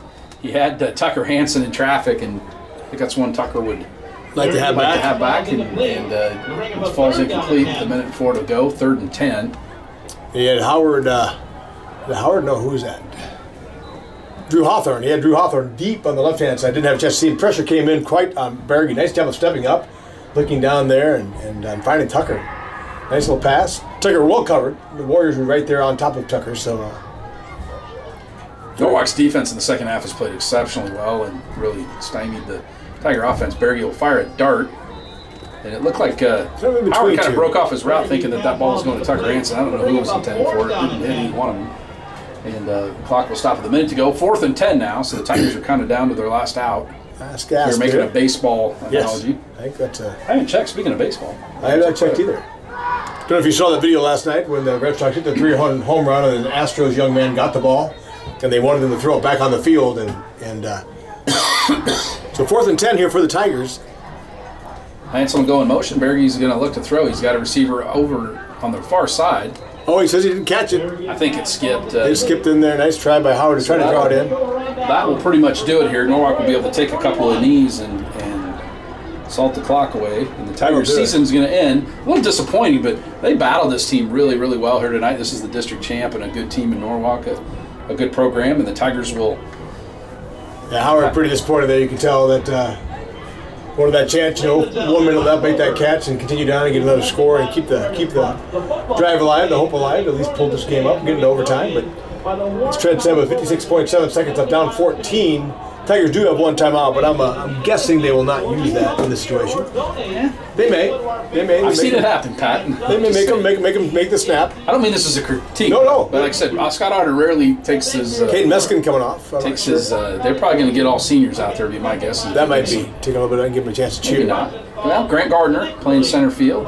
Grant's a kid who hasn't seen the field a lot this year. And Grant's trying to give Grant a position here. We're going to call timeout and probably maybe Norwalk will run some of their seniors out there. They got some guys lined up. Gives the crowd a chance to recognize them. Yep, you're right. Warren and R are running 4 guys in to replace the 4 senior starters on offense, I'm assuming. Make sure that we got all of our seniors credit here. We'll go Anthony Porter, Trevor Keel. I forgot Trevor. I forgot Trevor, yeah, Trevor. TK, my boy. Jacob Gildehouse, a senior. Max Smalley. Another senior, Cole Steenhook. Mitch Johnson, Austin Nelson, Matt Berge, Kenyon O'Brien, Grant Gardner, senior. We saw him on the field just a minute ago. Kicker Matt Koenig. Jack Anderson is a senior. Landon Howard. I think that's all the seniors. Hopefully I didn't miss. If I did, it's kind of hard to see in here, but I think I got all the seniors. And we've been a lot of fun doing this. You and I have a good time doing it, but it is fun to get to know the kids. And I know most of these kids on this team very, very well. I've either had them in the classroom, on a school bus, coached them at some point. Mitchell Johnson, did we mention Mitchell there too? I did mention Mitch. Okay, good. Cooper Hearn is only an 11th grader, isn't he? He's an 11th grader, yep. Yeah, that's good news. Happy him back. Great middle linebacker, which is an awesome job. So Sutcliffe will be right up under center. He's just going to take it and take a knee, and he goes down. They'll have to snap it a couple more times, but the officials will be very, very deliberate in spotting this ball and marking it ready for play. I'm guessing it'll be one more snap then. Yep, you're right. Because they've got it down below 45 before they start the 25-second clock, which means it'll be 20 when they snap it, which means this will be the last play. 35-21. Landon Howard coming out on defense, a senior. He gets a smattering of applause from the Gilbert faithful who traveled out. So the Landon Howard finishes his high school career in a very, very good career on defense. Kenyon O'Brien still on the field as well. We're going to run up the play clock. It's at 7:06. They'll let it run down. The game clock is off about 15 seconds or so. This will do it here. Final snap of the game. Sutcliffe will take a knee, and that will do it. We'll power this down here a second. This game is going to finish 35-21. Tigers finished 3-6 on the season. I think it's a pretty good 3-win season. They've beat a couple of good teams, and they've got some stuff to build on. Kind of started with a tough loss to Webster City, and the Tigers have played some really, really good football and had second half leads. Kind of let them get away, but we've seen a lot of good football this year, and we appreciate Scott Otter and his staff and what they do for our kids. Pat, fun season. We'll see you next season. Thanks for listening tonight on YouTube, and we'll see you during basketball, wrestling season. We'll have some more broadcasts for you. Thank you. The district hearing for next week will come out this evening, so keep refreshing And sometime around Keep refreshing. Keep refreshing. Yes. stay up that We need to night stop. practice How do we stop this? Oh, where we're going to be next week. I needed this new software. look at this.